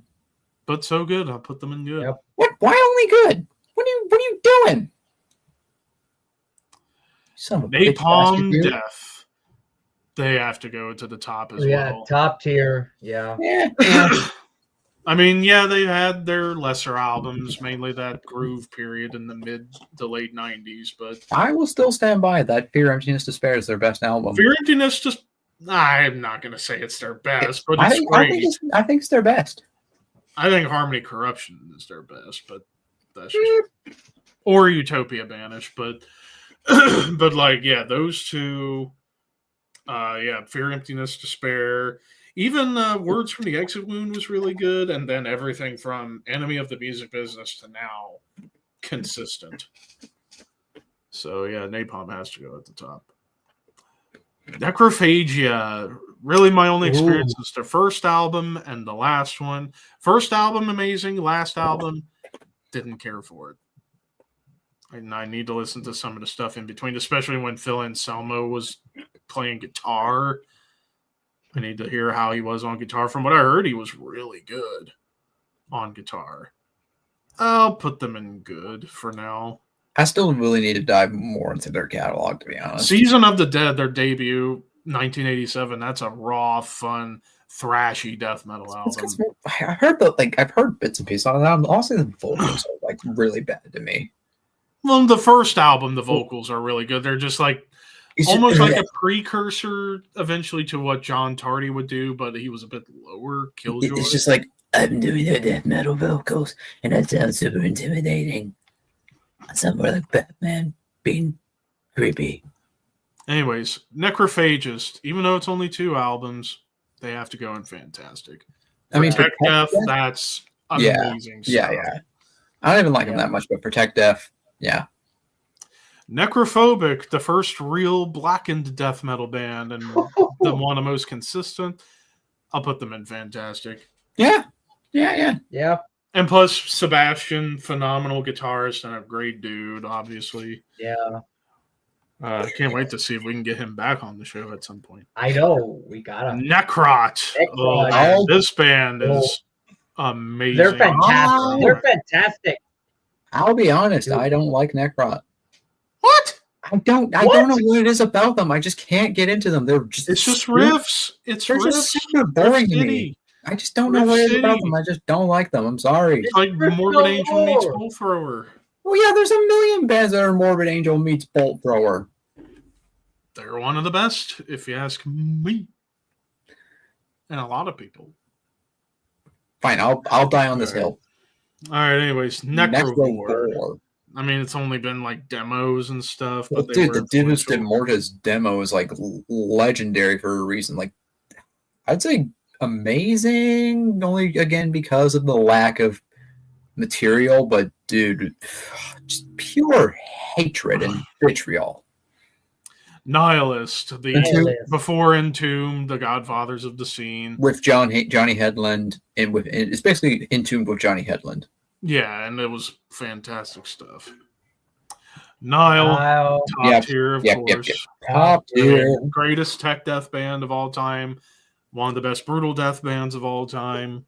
Just total package. I mean, would you say Nile's better than Death, though? Maybe not better than Death, but next. I mean, if you're talking like greatest like tech death albums, then I mean, Death is Death. I would almost call their stuff after Spiritual Healing more prog death than tech death. It's a mixed dress. Because it wasn't really as technical as say like Atheist. But more proggy than Atheist. Well, Atheist is also like really proggy too. A lot of their stuff is also like jazz fusion-y kind of. I don't know. The lines between technical metal and progressive metal are just blurry as shit. Let's be real. Nocturnus. So first album amazing, second album solid, but does have problems. The production is so bad on the second one, and then the third one was hit or miss. But the 2 Nocturnus AD albums, awesome. You liked Unicursal? Oh yeah. Even though the vocals were bad, musically I thought was awesome. It's like a spoken word death metal album. It's not. I know. I even acknowledge the vocals were not good, but the music was fantastic. I can look past the spoken word vocals, just focus on the music, and it was a good continuation. Me personally, I only really need the first album from this band, and then it's like, I'm good. Well, Paradox, the first from Nocturnus AD, is amazing. It's all right. It's okay. Nun Slaughter. Primal, just grindy, thrashy, punky, death metal. I mean, so far it's only been one album I've listened to, and it was the last one, and it was such a blast. They have like 5 albums, but approximately 3 billion splits. And about 2 billion demos. Compilations. I'll put them in amazing because they're a hardworking band. I don't know how people buy Nunslaughter stuff because like they release like a split every. I guess they would buy like the compilations that have all that stuff. I swear to God, Nunslaughter demos and EPs are just like amoebas. They just split and just. Like, how do they have so many of them? It's insane. I guess they would buy like the compilations that have all that stuff. I swear to God, Nunslaughter demos and EPs are just like amoebas. They just like how do they have so many of them? It's insane. Like, Obituary. Come on, top tier. Yeah, I guess top tier. Even though there was like, then when they came back in the 2000s, they were still kind of trying to find their footing. Well, they weren't bad. They were just They not weren't as bad. They were inspired. just trying to get things back on track after they split.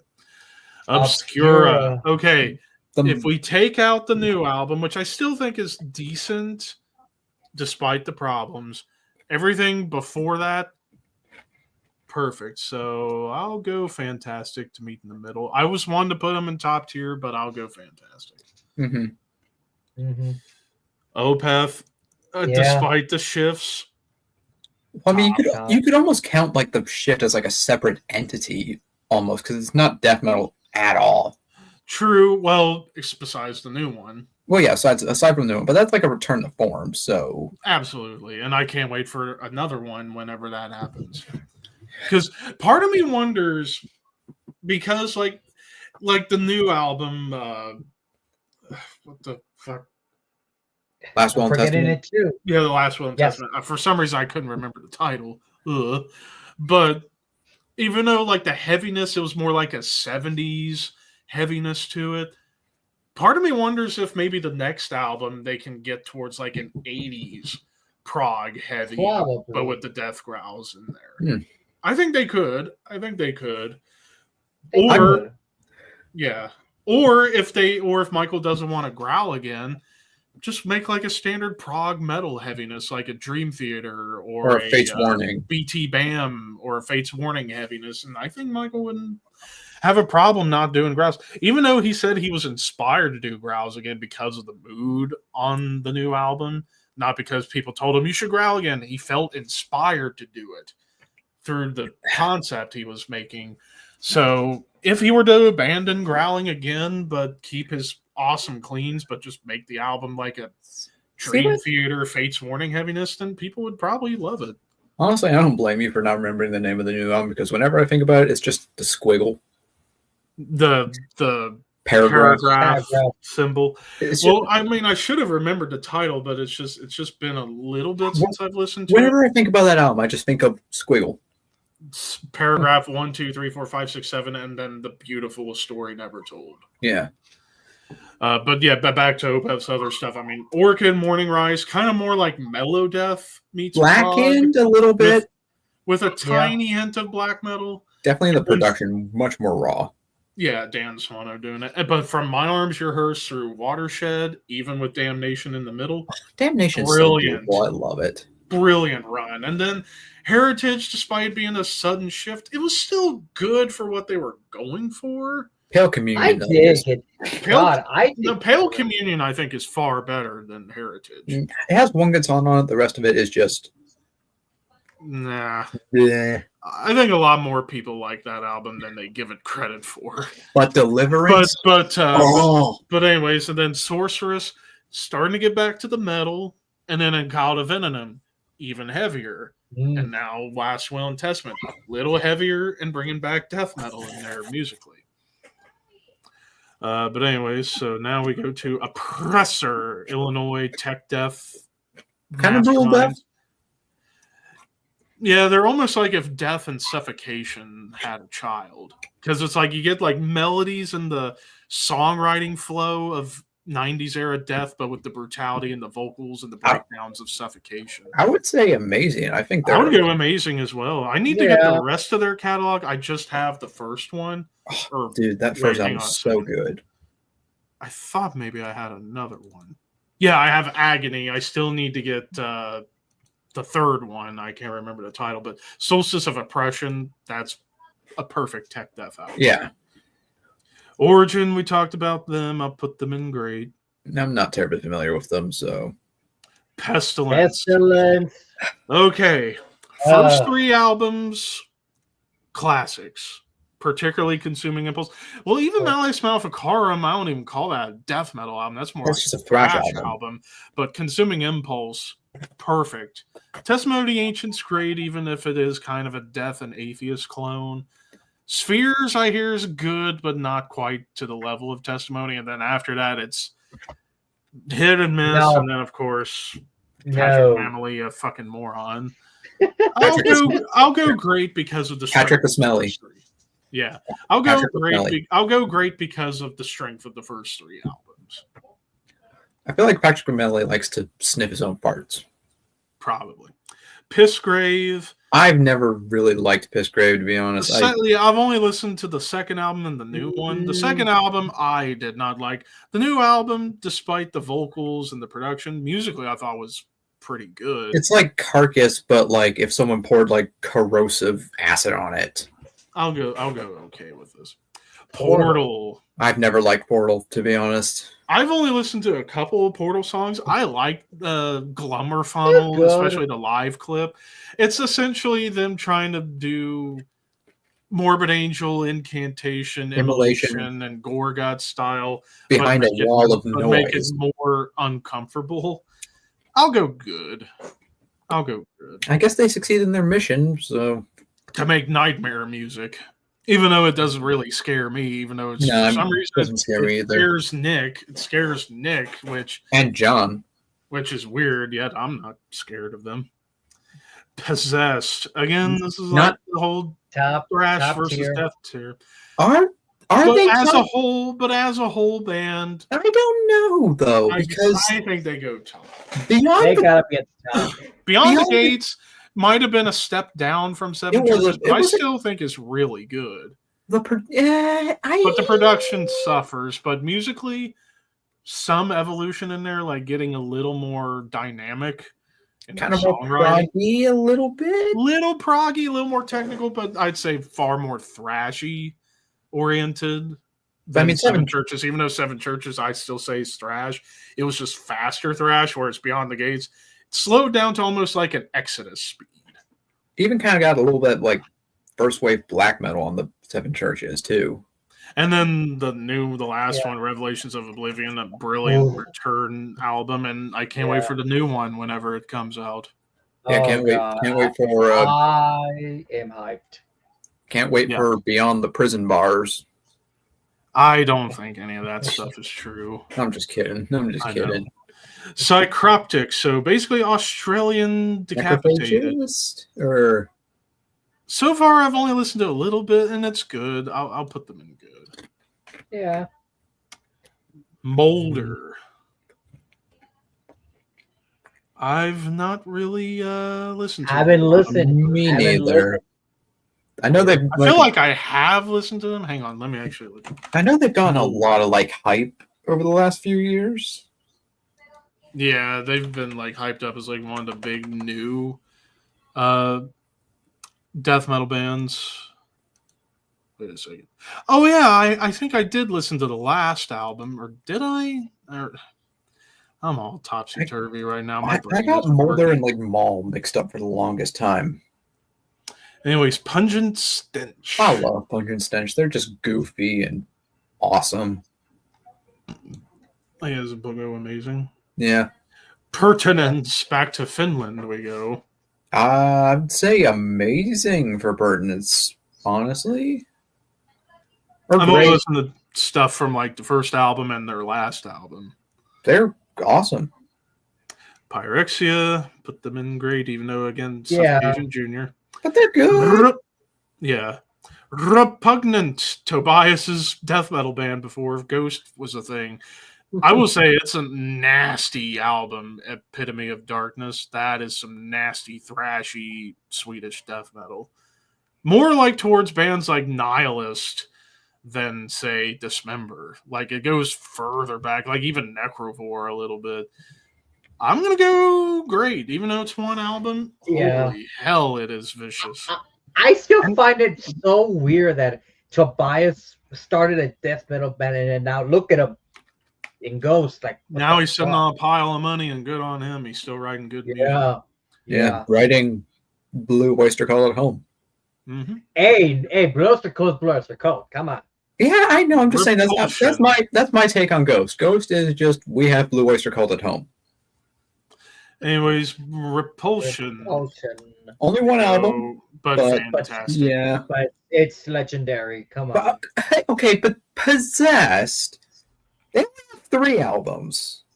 can they More be than called the it's more same than one. Yeah, It's more than But one. you look at Ace Fix and Incantation, they have like 10 plus albums that All are all right, killer. fine. We'll put them down. I'm just saying, consistency matters, okay? I'm nitpicky like that. Resurrection. I've heard the name, but not the music. I'd say great or good. They're solid, like kind of malevolent creation worship, I'd say. They're good. I like them. Ripicolu. Ripicolu. I gotta say, fantastic. I mean, great spine. I mean, no two I bumped it up to amazing. Well, dude, I like, need to listen to that demo, Musta Sermonia. It is like the finished Death Doom demo. Ripping Corpse. Fantastic. Again, only one album, but god damn. God damn. That's a riffy ass boy. Rodivore. I still need to get their album. Oh, dude. Iniquitous is so good. And their like EP that came out not that long ago was fucking fantastic too. Sadist, Italian prog death band. I've heard their last two albums. They're all over the map. Like, there's moments where they get like really heavy and thrashy death metal, and then they get into like almost Opeth vibes. Like, they're almost like a mishmash of death and Opeth a little bit here and there at times. It's pretty good. I still need to hear more from them. They had their new one come out. Let me see how long ago it was. I know it was this sometime this year. Wasn't it like in March or April? Yeah, it was March. Yeah, it came out the same weekend as Destruction. It was really good. It was really good. That's probably why I don't know if it's going to be a year ender for me, but Sadistic Intent. Again, no album, just EPs and demos. I would say okay. No. I really like them. I would probably put them next to. Where'd you put Necrovore? Necrovore. Were they fantastic or were they amazing? I put them right there. I feel like they're very similar, like that kind of very thrashy primal death metal. And of course, most of their members ended up in Possessed for a while. Yeah, and they own a record shop, which is cool. Sanguis Sugabah. My Ohio boys. I'm still not like completely behind their sound, but it is good. I don't really care for this band, honestly. To me, it's it feels like brutal death metal for people who don't like brutal death metal. I heard they're a fun band live. Oh yeah, I've seen the live clips, and plus Devin, the vocalist, nasty delivery. Seance. Basically, I think this is a Florida band. Isn't this the Florida band that sounds like they're from Sweden? No. They're a Swedish band that sounds like they're from Florida. So I had it all. I would say great. I think they're a really solid band. I need to check them out then. I mean, if you like Vomitory, then you'll probably like Seance. Septic Flesh. The early stuff, flat out nasty death doom. Then they became more of a symphonic black and death band. Metal, yeah. I'll put them in great because I have liked what I've heard. Yeah. Dude, Communion is a banger of an album. Sinister. I'm going to put them in great because obviously a ton of peaks and valleys in their catalog. Yeah. But the first two albums, Cross the Styx and Diabolical Summon. Also, the last album I thought was really good. I didn't get to listen to the last album. I heard a song from the album before, and it was vicious. Oh boy. Trash. I like how that's the only band in Trash so far. And I think, judging by the rest of the list, it's going to be the only one. Anyway, Skeletal Remains. One of the best new wave OSDM bands. Yeah, they're going fantastic. I still need to get the rest of their catalog. So far, I've only got a couple of them, especially the last one was top. I can't remember. I think it was a top 10 on my year-end list. I really loved it. I think it was. Skinless. Put them in great. Yeah. Soilwork. So mellow death, almost prog. I would say I need to listen to their earlier stuff, like Predator's Portrait in particular. But like their recent stuff, I really liked. They Like, have their that last kind of couple- weird like middle period too, where they were kind of more like metal core, flirting with it a kinda. little bit. Even like a little bit like alt metal in there too. I'd say, And then like their last like decade or so, they've kind of returned to mellow death, but incorporating more clean vocals and Speed. Amazing singer, absolutely amazing singer. I think I'd say That's good. good. I'll go great. I don't know if they're better than Yeah. Metalcore or Belphegor though. Just me. All right, next up, Spawn of Possession, Swedish tech death. I still need to listen to them. I've only heard like a couple songs from them, so I don't really have enough to judge them, honestly. I need to listen to them because, like, I see they get compared to like Necrophagist, and also Erlen from Blood Red Throne was in the band for a bit. So I need to check them out. Ooh, Spectral Voice. The Blood Incantation guys, they're definitely bands. Yep. Yeah. Dude, 3/4 Blood Incantation. Yeah, the last album was so gross. Spragmos, that was in my top 10 of the year. I think I made my year-end list. I think it was like between like 15 and 20, I think. It probably could have gone up higher, but yeah, it was amazing. They're nasty. I still need to get it on CD. I have their first album on CD. Sulfureon. I'd say fantastic. Even though it's 4 albums, I think they go top. Okay, if you. I think they go top tier because I think in terms of black and death metal, arguably the best new black and death metal band going. No, without doubt. Like basically, again, doing Behemoth better than Behemoth, but throwing in Immolation and Morbid Angel and Nile vibes in there, and even getting Proggy on the last album. Yeah. I love Such a Sulfureon. great band, such a phenomenal band. I can't wait for a new album. Yeah. Suffocation. They gotta go in the top tier. Come on. Yeah, Top, they have to. top.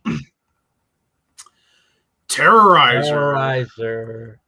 Okay, mainly for World Downfall, they got to go in Fantastic because that's brilliant death grind. I heard Caustic Attack was like Caustic Attack was pretty solid, and even though the vocals weren't the best, Hordes of Zombies was fun. Like it was vicious sounding. They definitely peaked on World Downfall. But they peaked with World Downfall for sure, yeah. Time Ghoul. I want to put them top tier, but because it's all demos, I'll put them in Fantastic. Blood Incantation prays to these guys. They pray to them. Oh, yeah. They should. Yeah, they should. As they should. They pray to Time Ghoul, Morbid Angel, Immolation, and Death. And a little bit of like Pink Floyd. And a little bit of Pink Floyd and Tangerine Dream on that new album. Tomb Mold. So far, they've been killing it. Honestly, I'm going to put them in top tier. Personally, because I think every album they've put out has been unbelievable. Even the new one where they get a little proggy was awesome. I think that's a bit generous, but who am I to judge? Let's see. Soride top here. Yeah. Arguably next to Immolation, the kings of dissonant death metal. My number one album of the year was Coming the Throat of God last year. Too. Yep. The album's a masterpiece. Some people don't like that album, apparently. It's like I don't understand it. I don't understand. Yeah. I don't get how people don't like that album. Like the Charles guys said that it was really good, but it wasn't a year ender. I'm like, how is it not? How do you like listen to like some people saying it's a downgrade from Staring to Death and Be Still? I think it's almost an equivalent, if not maybe a little more catchy than Staring to Death and Be Still. Even though to me there won't be an album of theirs that in my mind will top Everything Is Fire. Just because like that was a big foundational album for that style. Yeah. And it was more brutal too. The drum work in this band alone. Yeah, Jamie St. Morat. Undeath. So far only 3 albums. All been pretty good. I'll go amazing for Undeath. I'm not terribly familiar with Undeath, to be honest. They're a Rochester band. Yeah. They're basically kind of like Cannibal Corpse, but also throw in some little more technical parts, but also a lot of groove. I've heard that they're like a little bit more melodic too. Only in little spurts. Not Okay. really a whole lot. Okay. Undergang. Or Or Undergang. Undergang. Undergang. What's up, Undergang? I've not listened to a whole lot of their Me stuff. neither. I'll go with haven't heard. Well, I guess I shouldn't say haven't heard because I have heard of them. I'll put them in good Rickish? for the time. I haven't heard of either. Unleashed. Highs Inconsistent and catalog. lows. But their highs, especially where No Life Dwells, are unbelievably high, and then the lows like Warrior. Hell's Unleashed. Ugh. But they've Gotta put 'em from what I know, they've made a damn good consistent comeback run. I'll put them in great. Great. Yeah, great. Oh yeah, that is right. I do call Terrorizer Terror Snoozer. Vader top. Yes. Yeah. Even though it's only an EP, I do look forward to hearing what's coming up on Yep. that. But please give us a full length. Dude, in terms of like modern, like old school death metal bands putting out modern albums, they are arguably the best. The One of the last top. 3 Vader albums have been amazing. And actually, funny enough, the other day I finally listened to De Profundis in full. It's definitely I've listened to songs off of it, but not the whole thing in one go. At least in one go. Poker Face. Like I'd listened to the songs, but not all in a row. But I finally did the other day. It's definitely between it and Litany for me when it comes to favorite. Deep Profundus is my I don't favorite. know which I could go with, to be honest. Vehemence, basically American intestine ballism. I'd say amazing for Vehemence. Like, Yeah. I don't need to listen to them. dude, God Was Created. Listen to that album. Vile. Again, Cannibal Corpse Worship. Vital Remains. Honestly, for me, these guys are top tier. Like they've done every style of death metal. Besides one album. Well, to be fair, we have Broken Hope in there, and they also have the one album that's kind of meh. Well, because dude, they've done every death metal genre. They've done old school death metal. They've done blackened death metal. They've done melodic death metal, brutal death metal. They've done it all. Even songs with a death doom. Yeah, they've done it all, and they do it fantastically. Mm-hmm. Vitriol. So far, I've only heard the new album. It was good, but it was perhaps a little too chaotic for my taste. Well, they're like Gorguts. I love chaotic music, but it's like not necessarily Gorguts. They're like a more whacked out Hate Eternal. Or they're kind of like, well, they're like the crazy dissonant death metal, but just like extremely fast at all times. Yeah, I mean, it wasn't bad. I'll put them in good. I like. I probably should listen to the first album because I hear that was far better. So far gooder. Venom Prison. Not terribly familiar with Venom Prison. I listened to their last album. It's like they started off as kind of like death metal meets hardcore, but not like deathcore style. Now they're kind of like more mellow death with a lot of groove. That last album they did was really good. Their frontwoman, Larissa, she's a feral vocalist. Oh, judging from what I've heard, I'll put them in good. I'm going to have to check them out. Yeah. Vomitory. True. Vomitory. I'll say great, probably. I'm also going to go fantastic. I mean, yeah, I've really liked what I've heard from. They worship Floridian death metal, and they are very unique for like Swedish death metal. I feel like. Yeah. Winter.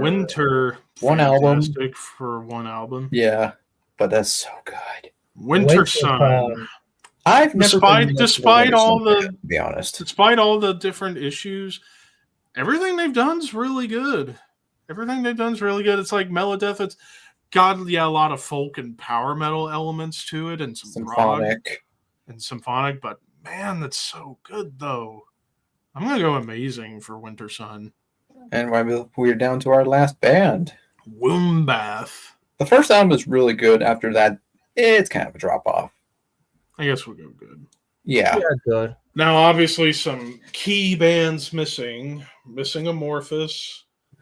Missing Hooded Menace, Wretched Fate, Sentenced. Sentenced. Mm-hmm. Missing Cathelist. Artificial Brain. Beyond would say- Creation. I would say Swallow Sun, but they're more Yeah, in Swallow the Doom, Sun. kind Well, of. they're still Death Doom. They're more. yeah. I feel like they're too much Doom to be on this list, though. Yeah, Still- Especially the still- last few albums, Still. like way more Doom, and well, the last album was kind of like pop, but whatever. Well, mainly in the production. I know you like that album, Ricky. I'm just sorry. I can't. I can't. I know. It's and I love still you for that. good. It's It's just still good. it's still a good Production. album, but it's a drop off from. Yeah. Yeah, Maybe they can. Um, Maybe they'll go back to Jens Bogren on the next one and get the production. sorted out. probably. It just depends on Yuha, what he's feeling at the moment. Because when I spoke to him, he said he's not even sure there's another album coming up. He said that every album they write is the last one, depending on what happens. Because of course, with Shadow and Moonflowers, there was a All lot the of different stuff going on. situations. Yeah. Mhm. Yeah, so it just depends on the mood he is. Depends. And what he's How- feeling as far as a It pretty much. concept Yeah. of sorts. Yeah. But anyways, I gotta, yes. like, But yes, Swallow the Sun missing on this list. November's Doom. November's due. Again, are they? They're kind of. Are they Well, they're too Death much Doom. They're Doom? Death Doom, though. Yeah. Yeah, but like the more like melodic Death Doom is kind of where Still. like Yeah. Same like, with same with Catatonia. or, With their early well, it's stuff. kind of like What, Ricky? What? What? Oh, What? You were gonna say something? Oh, well, actually, no, I forgot. I'm still thinking of like bands that were missing. for on me, here. I'm also thinking about like because there's a lot of like funeral doom bands that are very close to death metal, like Evokin or Esoteric. Yeah. But it's like I wouldn't put them on a death metal list, even though they have a lot of death metal elements. That's kind of the thing with Let's the- see. That's the thing that's tricky is that a lot of bands are just kind of they don't fit neatly in one box. It's like Trying to think Paradise of other- Lost. Yeah, Paradise Lost, My Dying I Bride. yeah. What about like I guess Massacre would be one. Massacre. Yeah. However you say it, Massacre, Massacre. I think it's Massacre. I guess I know- Sarcophago. Sarcophago. Merciless. Yeah, I- Merciless, Death Thrash. I- but still. I mean, yeah, I but know. Oh, Aaron just brought up a really good one. Rune Magic was missing. oh yeah, that's a good one actually. That's a good They're one. very yeah. Rune Magic's really good. I know. Let me this look is on a my stretch. list of bands that I have on my computer. I know this is a stretch, but Death Spell, Omega. That's black metal. Death Spell I Omega, know. that's black metal. But they're like I the know. black metal equivalent to Gore Guts and Ulcerate. Yeah. Or even like I mean, I don't think we need more like incantation worship bands on here, but I guess Grave Miasma would be another one. Yeah. Oh, Blaspherian, even though Yeah, it's one yeah. album. Although That's Immolation Worship. well, again, immolation and incantation worship, they're like practically the same thing. Well, the interesting thing with Blaspherian's style of Immolation Worship is more towards Dawn of Possession rather than the dissonant stuff. Yeah. A big one, Impaled.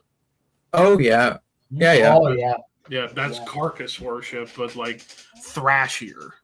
Like, Finish. More Carcass worship. thrashier than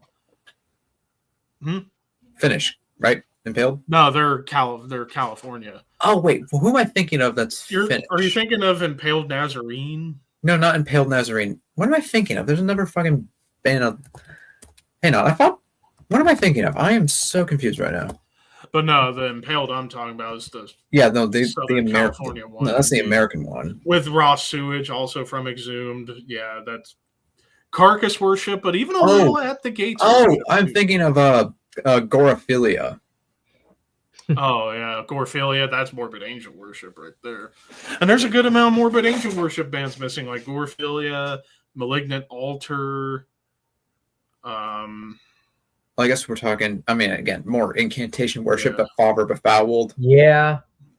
There's so many death metal bands out there. It's like, Since there was Angel Corpse on there, missing Perdition Temple. yeah.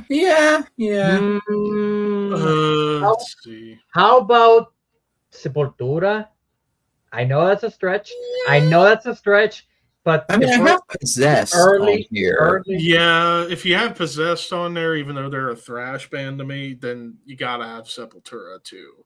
It's the same and thing. even Celtic Frost too, because And honestly, Celtic Frost as well. You could get away with Celtic Frost being on. And Triptychon especially.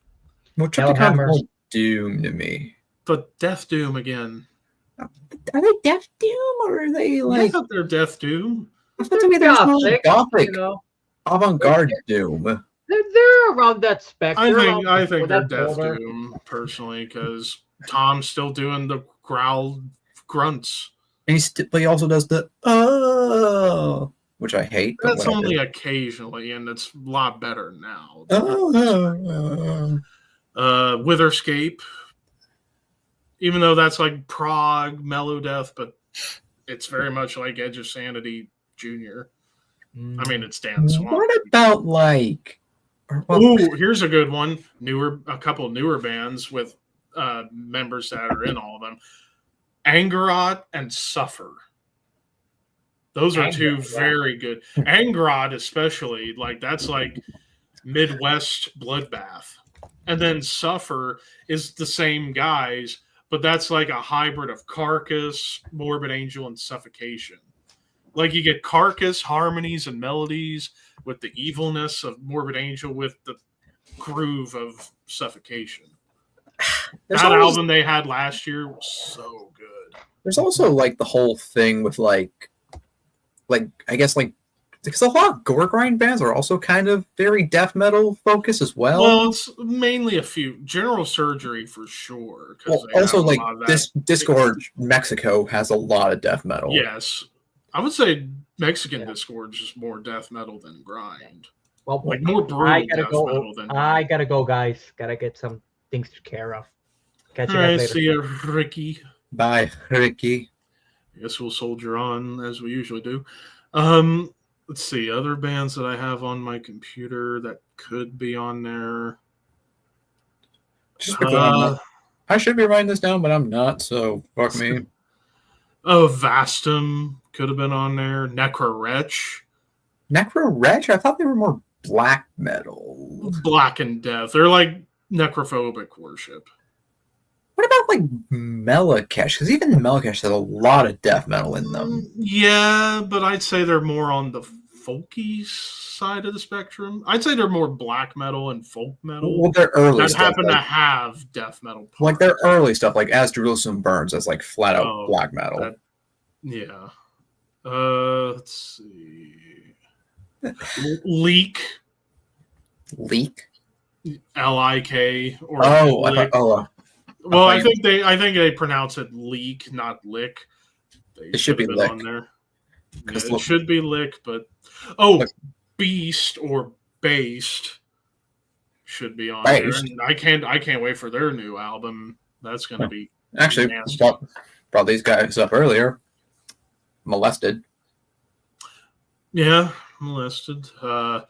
Seriously, Xenomorph. Oh yeah, they're like tech death band. Yeah, kind of like Time Ghoul Jr. Time Ghoul Jr. Wolfheart for more mellow death. That the other Wolfheart, not the Wolfheart I know. The Finnish Wolfheart. Well, then no, the other Wolfheart I know is Finnish, but they're like dissection worship, but they're really good. Well, this is a different Wolfheart. Yeah, I know. Aggressor, that's a good one, Aaron. Let's see. I guess Transgressor would also be another one from Japan.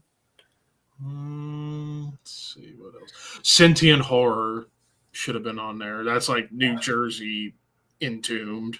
Omnium Gatherum and more mellow death. Yes, Omnium Gatherum could have been on there. Grenadier, more mellow death. Plague Mace. That's a fun Danish death metal band. That's like very much in the vein of like Sinister, Monstrosity, lots of groove and some riffs. Even here, there's a bunch of stuff I could have included, like Sempiternal Death Rain, Viagression. Yes. Eucharist. Yeah. Infected Virulence. Another good one. Hath. Hath. Yeah, Hath. Yeah, they're basically like progressive black and death metal, but they're like almost like a hybrid of Behemoth. It's like Behemoth meets. I'm trying to think of like the big prog band that they get compared to a lot. Oh, but like okay. the two main bands they get compared to are like Behemoth and Bloodbath. But also some like Opeth, some Ulcerate thrown in there. Well, I'm but looking it's at more like, but it's more like Behemoth meets Bloodbath. But I'm assuming this is the same band. Hey, it says similar artists: Sulfur Aeon. Yes, that's the same. Akerkaki. Yep. Mm-hmm. I should have included Rivers of Nile. Honestly. Yeah, Rivers of Nile should be an Abstract Illusion. Hell, Akerkaki could have been on there too. I feel like I could have included more like maybe deathcore bands as well. Maybe you might as well. Because I feel like Despised Icon and like bands like that could definitely kind of Despised Icon easily one of the better ones. Well, because they're like death metal mixed with hardcore, basically. More that than straight up deathcore. See, I don't know if like Lorna Shore would necessarily count for this. Yeah, the less we talk about them, the better. They have a new album coming out. Are you so excited, Levi? I'm going to review it, but don't expect a lot of praise out of me. I'm not going to review it. My words. I'm not going to review it because I've already tortured myself. And I've seen them live, and I saw them live open for Gojira and Mastodon. They weren't bad, but not great. What about... Okay, this might be a bit of a stretch. What about Meshuggah?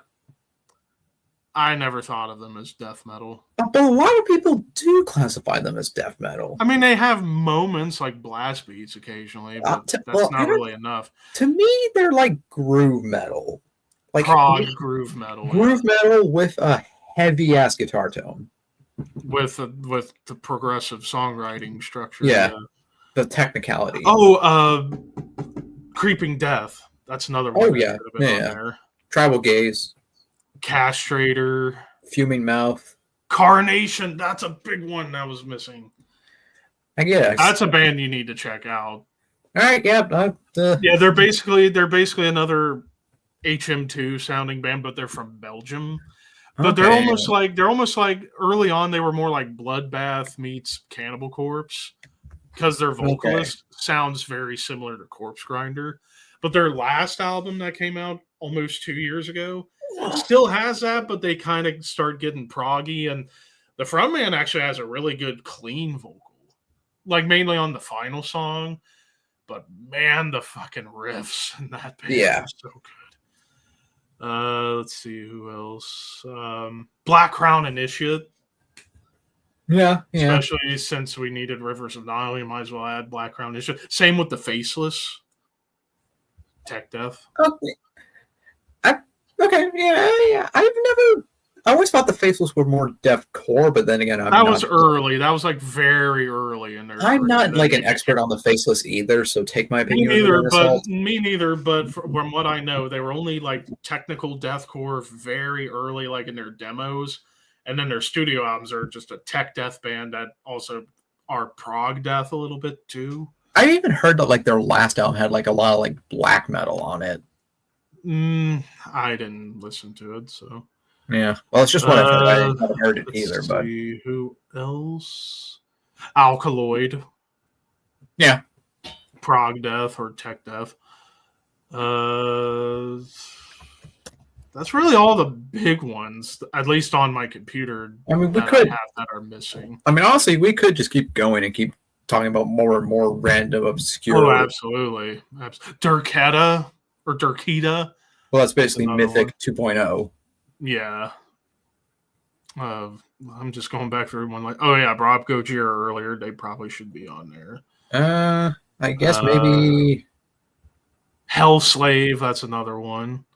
That's like Italian bloodbath worship. Yeah. Hell, I would argue Jotun because they're like prog mellow death. Yeah. Even though you have a good amount of clean vocals, there's a ton of mellow death. Well, I feel like Insanity counts as a death metal band. I feel like Jotun definitely because Jotun's like Opeth meets Borknagar. Yeah. Well, Borknagar's more black metal, but whatever. But the like what I mean and what the Borknagar comparison is clean vocals. Yeah. And the occasional black metal riff, but it's not often. It's more like death metal or mellow death, or hell, even classic metal. I guess another one would be Ill Disposed out of Denmark, since they're like kind of one of the big mellow death bands. Yeah. Oh,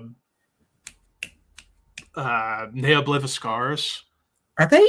I'm not familiar. Again, with kind of like they're prog, but they were like kind of mellow death. Like they Okay, take a lot of mellow death in their sound, but they're like Australian Opeth. I guess Abramelin could be another one. They're like Australian werewolves. Well, werewolves they're more grind, like flat out. I'd say they're more like black and tech death. What about like the Berserker? Yeah, industrial death grind. Well, they're kind of, even like cyber grind is what people call them because they're like very industrial. What about a Null Nothrog, or are they too like? I think they're more like blackened industrial grind. Not really much death metal in there. Okay, if at all. Ulthar. Sorry to hold that thought. I'm just going to quickly run to the bathroom, and I will be right back.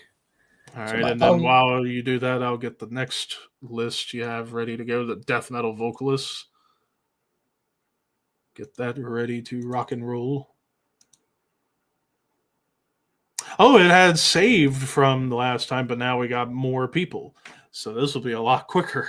So we got more people on the death metal vocalist list that we did from the last time. So we had in D, we had Chris Barnes. Then we had for C, we had Anders from In Flames, Johan Leva of Arch Enemy, Patrick Mamali, Pestilence, and I think that's Sylvain from Cataclysm. And then B tier, we had Jason Netherton. We had Sentence wasn't on the list, but we said them should have been. Nick Holmes, Tampa, Will Romer, John McEntee, Matt Harvey, Kelly Schaefer, Eric Rutan, Nurgle, Luke LeMay. That better not be Frank Mullen? Otherwise, Frank Mullen's up there. What the hell is this guy then? I can't tell. Can't remember his name, but from Crisian. Can't remember. I think this is the dude from Septic Flesh, and then Johnny Headland. And then A tier, we had Corpse Grinder, Matty Karki, LG Petrov, Lord Worm, Carl Sanders, Mark Ingram, Angela Gassel, Glenn Benton, Auntie Bowman, John Gallagher, Cam Lee, Svenko, Olaf from Grave. Or no, that's Nick Holmes. No, that's Michael Stan from Dark Tranquility. What was I thinking? Craig Pilliard and Brad Hoffman. And then S tier, we had Michael Ockerfeld, Martin Van Drunen, Chuck, Frank Mullen, Dan Swano, Peter Tattergren, Jeff Walker, Travis Ryan, Chris Reifert, David Vincent, Ross Dolan, Alyssa White Gluz, Daniel Corchado, Carl Willett, Steve Tucker, Barney Greenway, and Peter from Vader.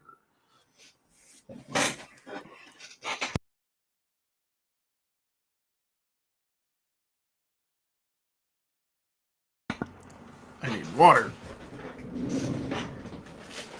And I need to get some freaking WD-40 on this godforsaken chair to get the squeaks out.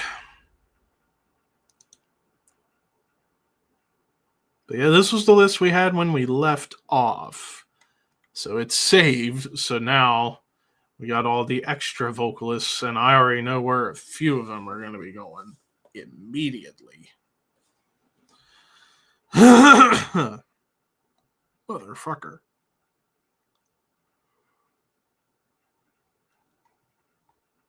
Oh, schnighties. Just waiting.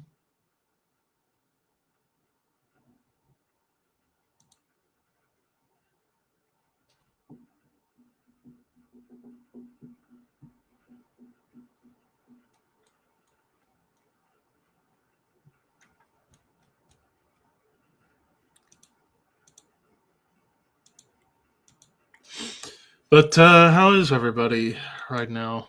Of course you're still here, boss. You're like a cockroach. You never go away. Just kidding. I'm glad you're here. Right now, I guess while we wait for Maniac to return, I'm just double checking some stuff. My name's Stutch. Welcome back. Welcome back. Oh, you did it all without me. No, this was saved from when we did right. it last time. So this was the list we had the last time. So obviously we got some more hitters. Uh-huh. So kicking off with Johan Heck from Amon Amarth. To me, Or I think he goes A tier. Or Johan Egg, as I like to call him. But yeah, I think he goes A tier. He's got a damn good delivery. He And sounds you like can understand what he says, too. He sounds like an actual Viking, which is cool. Oh, absolutely. Trevor from Black Dahlia Murder, rest in peace. He goes into A. Yeah, he has Still maniacal screams, but his growls were pretty damn I kind of good. wish he did the growls more. Yeah, that's true, but still his screams were pretty fun. Yeah. And I still can't believe he's gone. It's wild. Here we go. One of our top dogs, Joe. Yeah. The king of the gutturals. Uh-huh. The esophagus. Who might this gentleman This is be? Scott Regal from Brutality. B. He's got a kind of just a standard delivery. Standard He really, death metal vocalist. yeah. This is Who we got here? dude from Cancer. I forget his name. John Walker. John Walker. I was about to say Dave Walker. Probably go B as well because it is pretty much standard, but it's effective. Pretty much, yeah. Alexi Liho. I mean, it's more of like a black metal delivery he had, but it was still good for what he did. I'll put him in B. King Fowley, I think this is King Fowley. Oh, from Deceased. Yeah. I would vocally give him a B. If we're ranking him off of like stage presence, he'd be an S, but vocally he's a B. And isn't this Yep, Eric from Deeds of Flesh. Rest in peace. I'd probably go A. Yeah. That's a nasty vocal. Mm-hmm. Then Ruben Rosas from Devourment. I mean, it's the standard brutal death vocal style. I'd say a B. He's good. B. Yeah. It's just not my favorite delivery. Maddie Way, though. Yeah. I would go A. He's nasty. Oh, Ross Sewage from Impaled and Exhumed. I'm putting him in S. I think he and Joe are the two kings of gutturals. Mm-hmm. Like, you hear his gutturals, especially on Impaled albums, like most particularly Mondo Medical. Oh, they're so nasty. Yeah. So fucking nasty. And I mean, hell, the other, like on that album, the other two vocalists were great. Like Sean McGrath basically cloned Jeff Walker. And then Andrew Labar, rest in peace, who was the other guitarist, sounded very much like Bill Steer. So it's like you had Jeff Walker, Joe Ficek, and Bill Steer do vocals on an album. Yeah. Almost. Who we got here? This is the guy from Google. I forget his name. Oh, yeah. I think this might be Sean McGrath. Oh, yeah, Sean McGrath. Sean McGrath, I'll put him in A because he's basically copying Jeff Walker, but he does a damn good job at it. Fair enough. Yeah. Oh, I recognize him from Gorefest. Yep, Jan Chris de Coye. I'd say A. Honestly, like he's got a pretty good delivery for sure. He's got this it's like halfway between like a shout and like a guttural that he did like on the first album. Yep. Oh, Damian Lesky, Gorgasm and Now Broken Hope. I'll go A. Yeah. He does a solid job at carrying Joe's legacy.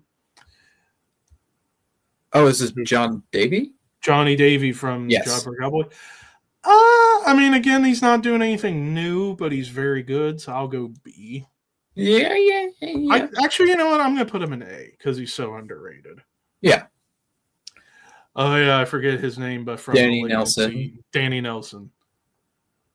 I think he's got I think his take on like the low guttural is really good. Pretty good. I'll go A. Yeah. Mark Grew from Morgoth, S tier. He basically sounds like a hybrid of Chuck, John Tardy, and Martin Van Drunen. Yeah. And it's amazing how he did on those first two EPs in the debut. Yeah. Whereas nowadays he sounds more like just John Tardy now. Like he Mhm. doesn't have the Van Drunen or the Chuck Yeah. charm to him anymore, but he still got the John Tardy charm. Aaron from My Dying Bride. His growls aren't my favorite, admittedly. But they're evil sounding. They sound evil. Yeah. But I'll put them in B. But especially, I feel like on some of the later albums, they're kind of worn, and you can tell. Yeah, like you warm up. Mohammed Shweezbez from Necrophagist. I mean, gutturals, but they're really good. I'll go B. Fair enough. I definitely like his guitar work more than his vocals. Yeah. For sure. Mike Browning, Morbid Angel, and Nocturnus. He's He's never been that great. Like, even on the No. key, he was solid, but nothing phenomenal. I'll put him in C. Yeah. He's not Chris Barnes bad, but he's not great. No. And John then Tardy. John Tardy S tier, obviously. Yes. Oh, Stefan Kumimer from Obscura and Thulkandra. He does a lot of different styles. He does like the screams, like the Chuck screams, but he can be just as guttural as a Frank Mullen. I'm going to put him in A because he's very good at his vocals and guitar work, even if stuff that's gone on behind the scenes seem questionable. We'll know really what's going on, but hopefully it's nothing terrible. Sherwood Weber from Skinless. Probably B. Yeah, he did vocal. Thing is, arguably the best vocal performance on Skinless wasn't even him. It was another guy. And who might this gentleman be again? Oh, that's the guy from Tiamat. I forget his name. Oh, Johan something? Johan Edlund? Something like that. Yeah, that sounds about right. Yeah, from Tiamat. I mean, again, he's sounded like he was trying to be like LG and Maddie early on the early Tiamat albums. But his clean vocals are very good. I'll put him in B. All right. Fuck. Which one are you? You look like every bald male musician ever. That's Paul Kellen from Ulcerate. I recognize him now. I'm sorry, Paul. I mean, I'll put him in A. I mean, he's not doing anything new, but he sounds evil. Yeah. And the last one we have is Vomitory guy. I forget his name, but he's really good. I'll put him in B. Yeah, Johan Edlund. Yep, you were right. Yeah. So there's the updated death metal vocalist list. All right, just looking at it now, I'm going to change. I'm going to put Alyssa down to A. I feel even though she's phenomenal, and I think a better vocalist than Angela when it comes to growls. Because she can go guttural too. But I just don't think the problem with Alyssa is that she's just not as iconic as the guys. She's not as iconic as Angela, but better than Angela. Yeah, but I'm not knocking her at all, but I just don't think she necessarily belongs up there with Tardy and Van Drunen, to be honest. I guess I just put her up there because of her range. Yeah, whereas I think now the S tier is pretty much perfect. Yeah.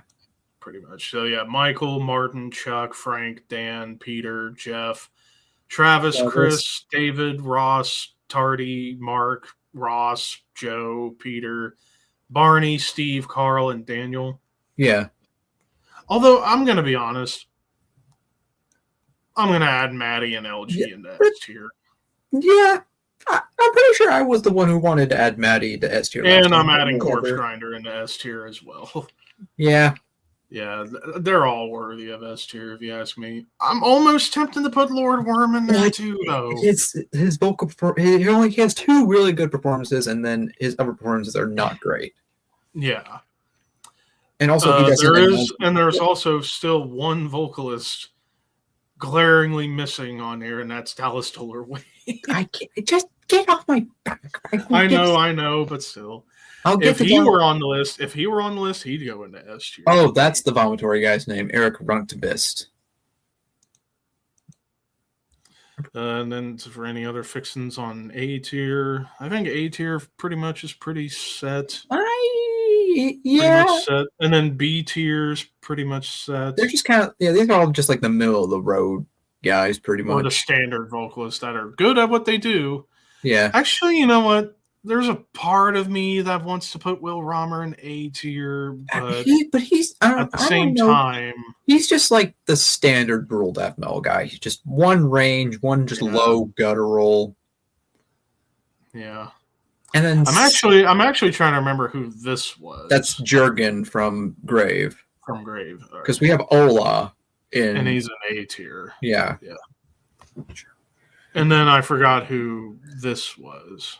Oh, that's Maurizio from Cataclysm? From Cataclysm, yeah. I knew Sylvain. Right yeah, Sylvain. I just couldn't, for the life of me, remember. And C is like the below average guys.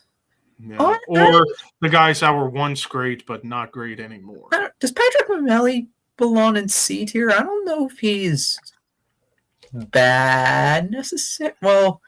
Well, I don't know. He's very unremarkable as a vocalist, in my opinion. Well, he basically was trying to copy Martin Van Drunen, but wasn't as good. Yeah. But it was solid for what he was doing on Testimony, especially. And we, of course, have Chris Barnes chilling by himself. His dreadlocks. Mainly for his 6 Feet Under stuff. His Campbell Corpse stuff was great. His dreadlocks will keep him company. Don't worry about him. But, yeah. Just... Oh, we had Ruben right here. In he's good, but he's just kind of He's just a standard brutal slam vocalist. A bit more toilety. Yeah. I mean, for me, there's one glaring fucking problem with this tier list, and I know you're going to disagree with me. And that's Anti-Bowman being A tier. You're wrong, but it's... I don't like his vocals. He sounds like a frog gurgling poo. If it were my way, he'd be an S tier. But if it were my way, he would be A tier. If it were my way, he'd be chilling with Chris Barnes, smoking dreadlocks. Hey, you want to smoke one of my dreadlocks? But anyway, so some other vocalists that I could think of that could be on here, like Dallas Toller Wade could be on here. I'm also trying to think of like modern ones. Paul Riedel from Blood Incantation. Yeah. Could be on here. Chad Green from Frozen Soul. What's his name? Chase from Gate Creeper? Chase Mason from Gate Creeper could be on here too. He's very good. Like he has like a hardcore bite to it, but it's really effective. Let's see. I almost am tempted to put Adam the First Sinner from Hate. Oh yeah. Could be on here too.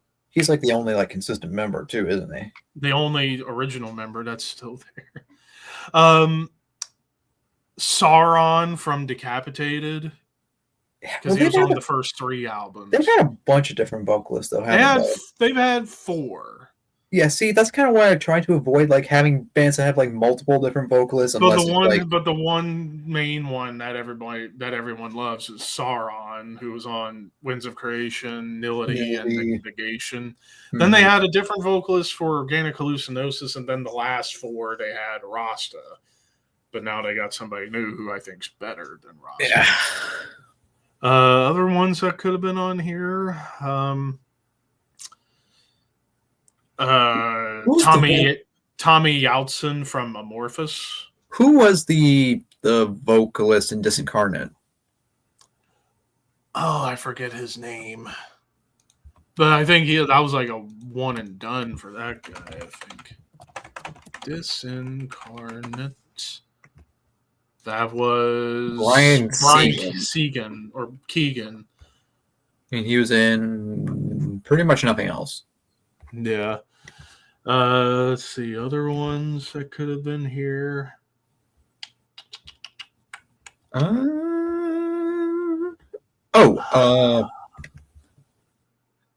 also trying to remember like some of the modern vocalists. Chris Monroy from Skeletal Remains. Oh yeah, from Skeletal Remains. Yeah, the American Martin Van Drunen. Well, yeah. Well, at least until the new album, where he kind of goes for more of a David Vincent delivery with a tiny bit of the Martin still in there. Yeah. Let's see. I guess Dave. Dave Greger from Mortis Gold. Lasse Pico from Hooded Menace. Mm-hmm. He has a very evil delivery on the first 4 Hooded Menace albums, and then he just stepped down from vocals and just focused on guitar. Mm-hmm. And now they got Hari something who's got a bit more of like almost like a slightly deeper David Vincent delivery, but it's very good too.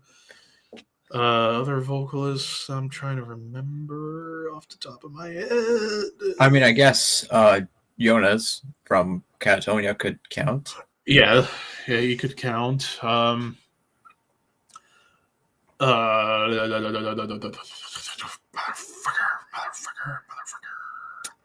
Joseph Blaskowitz from Malevolent Creation. He goes in the R tier. At least we have Brett Hoffman on here. Yeah. He's really the only Malevolent Creation vocalist that matters, let's be real. Well, and then they also had Darren Miller from CKY recently, and then he left. What? Yeah, he was in Malevolent for a couple of years recently, doing vocals and rhythm guitar. The CKY guy, that is... Because he's a big death metal guy. Hell, he has his own mellow death band called World Under Blood. I did not know that. I did not know that. I haven't checked it out, and also like Tim Young was on drums for them. Okay. I should check out World Under Blood. See how Darren is as a death metal vocalist, because I remember him mostly for his style in CKY, which is fun.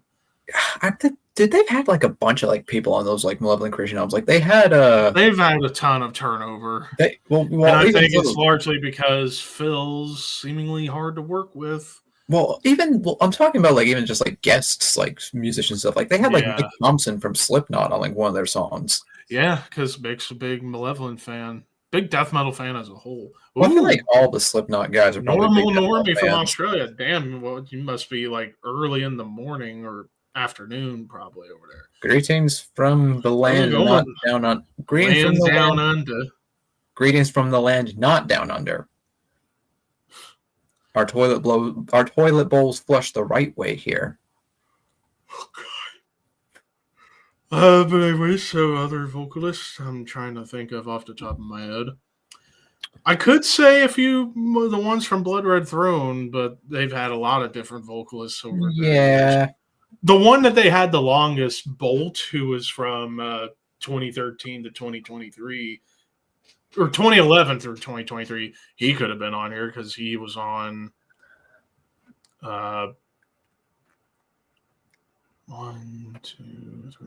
4 albums in a row, which was the most for any vocalist, because their old vocalist, Mr. Hustler, was on the first 3, and then they had Vald. Actually, no, Bolt was only on... Bolt was on 4. And then they had a vocalist, Vald, who was on 3. Then Bolt was on 4, and now they got Sindre, who's just done 1. But you could have had, like, Vald, Mr. Hustler, and Bolt from Blood Red Throne. If I were to say the best of the 3, Vald, because, like, Mr. Hustler was basically like a corpse grinder sounding guy. Vald could do the corpse grinder, but throw in some black metal screams. And also he filled in for Will Romer on a European show for Mortician. And then Bolt was more like early Chris Barnes meets Peter Tackerin. Yeah. And then their new guy, Sindre, is like all over the map, but kind of also like Trevor from Black Dahlia with the screams. So there's a few there. Oh, my neck. Still trying to think of some other notable ones. I mean, I just thought of another one, but he's kind of a one and done guy too, I guess. Scott Roof from Ripping Corpse. He's got such a unique like death metal delivery. Could have had Oscar Garcia from Terrorizer. Yeah. Very punky delivery to his death growl. Could probably have the guy from Repulsion, I guess, too. Scott Carlson. Yeah. Scott Carlson. He's got a very punky delivery, which I love. Well, I guess we could have also, if we're including those guys, I guess we could have included like Jeff Becerra, Tom Warrior, Oh, actually, here's another one. Nick Anderson from Entombed and Death Breath. 'Cause he Okay, did yeah, vocals. yeah. He did vocals on Clandestine. Well, I mean, they weren't as strong as LG, but they were good for what they were. His Mhm. vocals in Death Breath were a lot better. Yeah. Because he got his voice sorted out by that point. Other ones. Shit. Oh, Tobias Netzel from In Mourning. He could be on there because he's got a damn good growl and also wonderful clean vocal too. Mhm. I can't wait for a new In Mourning album. Please get us new stuff because I have everything now. I want more. Let's see. There's a million that we could There's have. so many. There's so many, but I'm trying to think of some big. We could have like this whole tier list be like have 5 million images and it takes someone like 17 years to complete it. That's also raises the question: at what point does a tier list become too big? I know, right? Like it's like when you have like 600 images on a tier list, it's like what is even the point of sorting these out in different categories anymore? Hey, Andrew.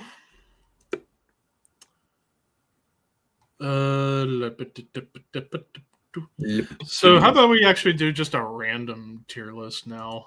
What about let's do like a food tier list. Another food list. I wonder what kind of food we could talk about that we haven't done a list for yet. We haven't done like a vegetables tier list, have we? No. Let's see. Let's do vegetables. Vegetables. Remember, kids, eat your vegetables. I'll go with the one that's 16. That's not even all of the important ones. Let's try the vegetable comprehensive. Okay, and they got them listed. Okay. So double. Okay. All right. So acorn squash. I have never had acorn. Me neither. We need to make like a. Let's change. I'm gonna change double F to not had. Artichoke. My main experience with artichoke is spinach and artichoke dip, and I love that. Yeah, my experience with artichoke is limited, so I'll go B. Yeah. Asparagus. Okay, I've only had asparagus a few times. It was canned asparagus, so it was really mushy. I bet if I had fresh asparagus or grilled asparagus, it'd be better. But I'm not the biggest fan of asparagus. Yeah. What the fuck? Avocado's a vegetable? Avocado's a fruit. But since it's on here, it's going in the S tier because I love avocado. I give it an A, but you know, that's just me. Bamboo shoots. I think I've had bamboo shoots in like Asian dishes. I mean, I'm not a panda bear, so I've never eaten bamboo shoot. Or it might not have been bamboo shoot. It might have been just sprouts. Yeah. Bean sprouts. I think it was bean sprouts. So bamboo shoots will go down there. Bean sprouts, I'll go C if it's masked in like sauce, a noodle soup or a sauce, then it's they're not something you eat on their own. They're an accessory. Yeah, to like add texture to like lo mein or something like that. A beet. I'm not a big fan of beets. I don't think I've ever had a beet, to be honest. I can't think of any dish where it's like, oh yeah, beets. Bell peppers. Basically, they're just kind of filler for texture. Yeah, well, some of them, but they work. I give them a C. They're in the same vein as like bean sprouts. Bitter melon. I have never had bitter melon. No idea what that is. Bok choy. I think I may have had it before, but I don't. But I don't remember. I think I've had bok choy in like maybe like Asian dishes, like Southeast, like I think like Thai or Vietnamese or something. Yeah, or like Chinese or Japanese food. I'd probably give it a C. It's kind of like another like accessory kind of vegetable, I feel like. Broccoli rabe. I have never had broccoli rabe, but I'd like to try it, especially with like chicken parm. Yeah, I don't. Yeah. Regular broccoli. I don't mind it, but I'll put them in. It's the if you like lather it like broccoli in like butter or something, or if you get Or it in, like roast a, it in the oven. or if you get it in like a chop suey and it's like covered in all that like liquidy goodness, Sauce. Yeah, then it's good. yeah. You have to Roasted or really, in sauce. you have to really modify broccoli to make it good, though. And then broccolini. I think I've had broccolini in like as a side, and I think it's better than standard broccoli. So see. Brussels sprouts. I've had plenty of Brussels sprouts. Sometimes they give me bad gas. I don't like Brussels sprouts personally. For me, I'll they're go D. Lettuce. Even though again I call lettuce crunchy water. yeah, But I love lettuce, so I'm gonna go A. yeah. If it's in a sandwich, it's perfect. Actually, you know what? I'm gonna put an S. We need an S up there. It's hard to fuck up a lettuce. It is hard. Works great with unless you leave everything. it sit out too long, then it's or unless you dip it in motor oil or something. butternut squash. I'm about a nut in your butter. Oh, for God's sake. I think I've had it. I just don't remember. So I guess I'll do C for that. Cabbage. Depends on the kind of cabbage. I don't know if they'll have white cabbage on here later, but cabbage in like egg rolls is pretty good. I give it a B, honestly. Like cabbage it's very versatile. Like when you can do a lot of things with it. Same with carrots, but I put it in S. Yes. Carrots, you could have it as a juice, you could have it mushy, you could have it smothered in syrup, you can roast them. I eat carrots raw just all the time. Or raw carrots too, yeah. Like, dude, cauliflower, I put that in S. I love cauliflower. I give it an A just because like fried cauliflower is the fucking bomb. Like cauliflower, like buffalo cauliflower, like if you're doing not chicken wings. Yeah. Or hell, mashed cauliflower, like mashed potatoes, I hear is pretty good too if you smother it in butter and herbs and stuff. Celeriac. Never heard of it. No idea. And then celery, standard celery. I like celery. I like celery if it's like... for me, it's an S tier. I would agree. I love celery. Chicory. Chicory. I don't think I've ever had chicory. I think I've seen it in like where I work because I work in a restaurant. I think it's another like kind of like Brussels sprouts, but I don't think I've ever had it. Collard greens. Largely like a southern cooking thing here in the States, like collard greens with fried food. Mm-hmm. It's okay. I'll go C. Corn. S. Because you can do so much with corn. Is corn a vegetable? I thought it was a starch. No, it's a vegetable. I mean, it grows from the ground, or it's a root vegetable. Well, are potatoes vegetables then? Because they go from the ground. Yeah, potatoes are a root vegetable. What's the difference between a root vegetable and a normal vegetable? I guess the starch. Okay. But no, corn goes in the S because you can do so much with corn. Cornbread, corn pudding, corn on the cob. You can do so much. I love corn on the cob, personally. Or dehydrated and make popcorn. Or like cream corn? Cream corn, I'm not the biggest fan. I like cream corn. But like corn on the cob smothered in butter. Candy corn, very corny. Well, that's... I'm kidding. Cucumber. What's long, hard, and has cum in the middle? Cucumber. But I've become a big cucumber fan recently, especially if you take a slice and you put it in your water, adds a little flavor to water. Oh yeah, for sure. And also, anytime I order Subway, I always make sure to get cucumber on the sandwich. Mm-hmm. Dandelion? I have never eaten dandelion before. My sister has eaten a dandelion, and she said it tasted fine. But I've not had it. So I guess C. Yeah. Is edamame? Edamame? I don't think I've ever had edamame. I would probably give it this D or C. No, C. I give it a C. If you like salt it and you like put some flavor on it, edamame is really good. But on its own, it's kind of just bleh. All right. Next up, eggplant. The penis. Yeah. Very versatile. Not my favorite, but I particularly like it. I guess people make eggplant parmesan with it. I'll go A. I like eggplants in my ass. Wait, what was that? What'd you say, Levi? What'd you say? I said eggplant goes in the A tier. Okay. The A for ass. I understand. You Canadians have very, very dirty thoughts. Why do I do this to myself?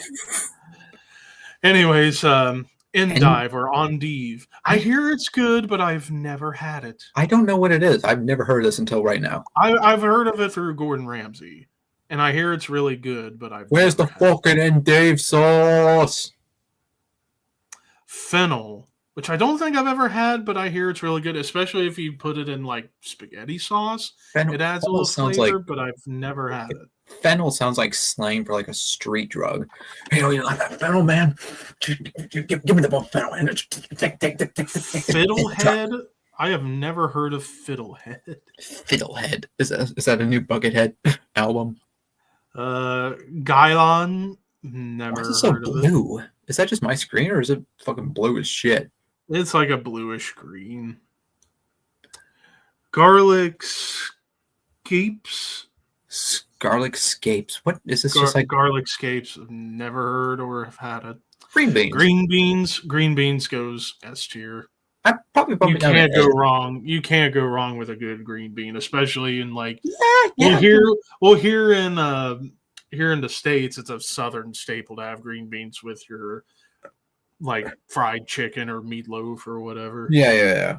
I know I like green beans. That's fair. Sunchoke, I've never had, but I hear it's really good. I never had it either. Yeah. Kale, I think I've had kale before. It depends on how you do it. Kale in smoothies is good. I find kale is it is good, but you have to be careful particular about what you do with it. All right, kohlrabi, never heard of this. There's a leak in the boat.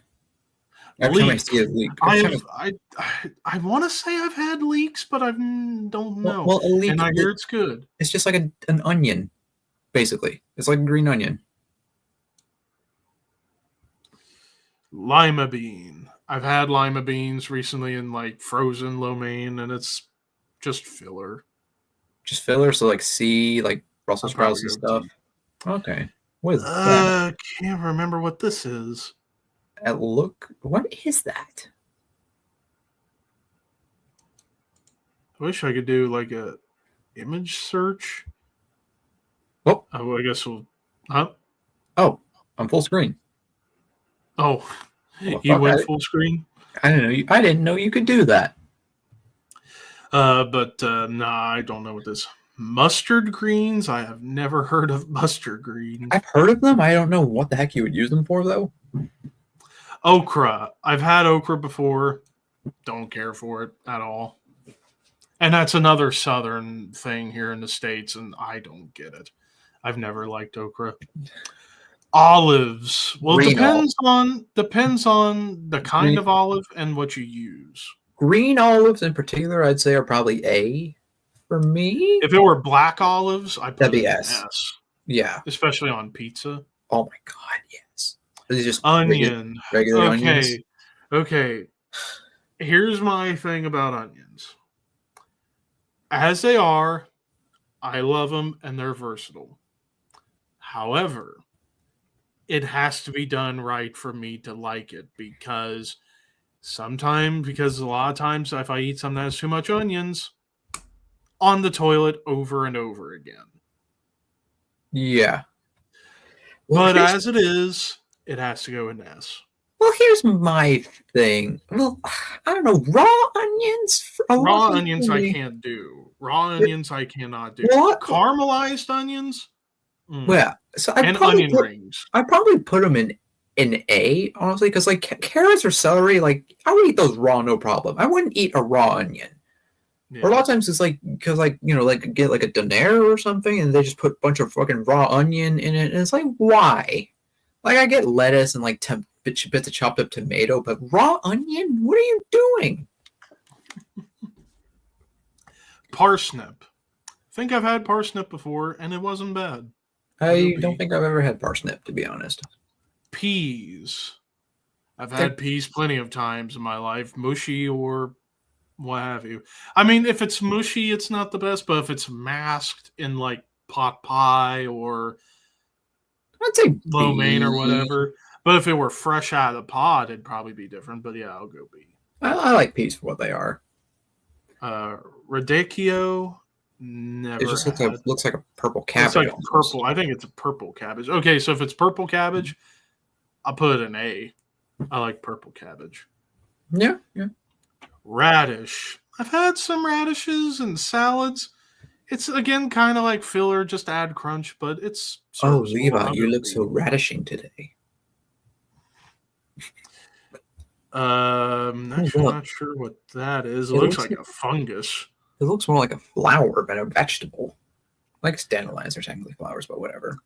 Rutabaga. I've never had rutabaga. I think I've had rutabaga in probably C. I don't remember much of it, but I think I've had it.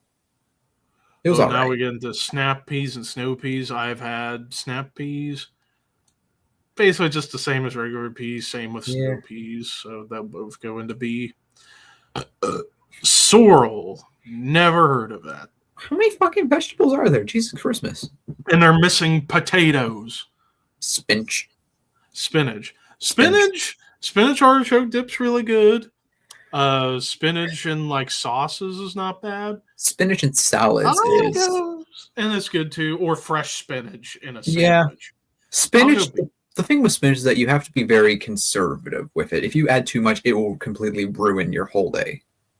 Yeah. Swiss chard.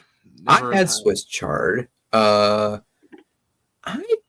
think B. I remember it being actually pretty good. Yeah. No. Tomatillo. They're like just green tomatoes, right? Mostly, yeah. Fried green tomatoes, pretty decent. I'll go B. I've never had tomatoes. Even though that's honestly a fruit because there's seeds in it. Same with tomatoes. And cucumbers is a fruit. And an avocado is definitely a fucking fruit. And then tomato fruit, which tomatoes... I used to not love tomatoes, but I've grown to love them more because of how versatile it is. Okay. The best way to have tomato for a sandwich is put a bunch of salt on it. And it'll draw out that acidity. But the best thing with tomatoes, sauces for spaghetti or pizza. I have such a tumultuous relationship with tomatoes. For me, it's always been a texture thing. I've never liked the way tomatoes feel in my mouth. But I like tomato. Like, I don't like tomatoes in my salads. I don't like tomatoes in my sandwiches. I like pico de gallo, weirdly though. Yeah. But I also don't like... And then pizza sauce and spaghetti sauce. But I also don't like ketchup. I don't like tomato I'm not a soup. big ketchup guy either. I don't like tomato soup either, so I don't know. I have such a tenuous relationship with tomatoes. Turnip. I don't think I've ever had turnip, but I know it's used common. You know what, Levi? I'm so glad you turned up to this stream today. And then finally, zucchini. They're just worse cucumbers. I go A. There are like a worse cucumber, but there's fried zucchini is really fried good. Zucchini is delicious, and that's why I put it at A. Or like zucchini tempura. Yeah. Well, I think on that note, I'm going to call it a stream. I'm starting to get a little loopy again, and trying to work on getting to bed earlier. So, but anyways, as far as what I'm doing, so starting only 2 reviews this weekend because Sunday I leave for a couple days vacation. But if you guys want to catch me streaming, come watch my Twitch channel tomorrow night for Fortnite Saturday, where I'll also have music playing in the background, so you can listen to all kinds of crazy shit in the background when I play Fortnite and suck at it. But anyways, thank you, Maniac, for joining me on this.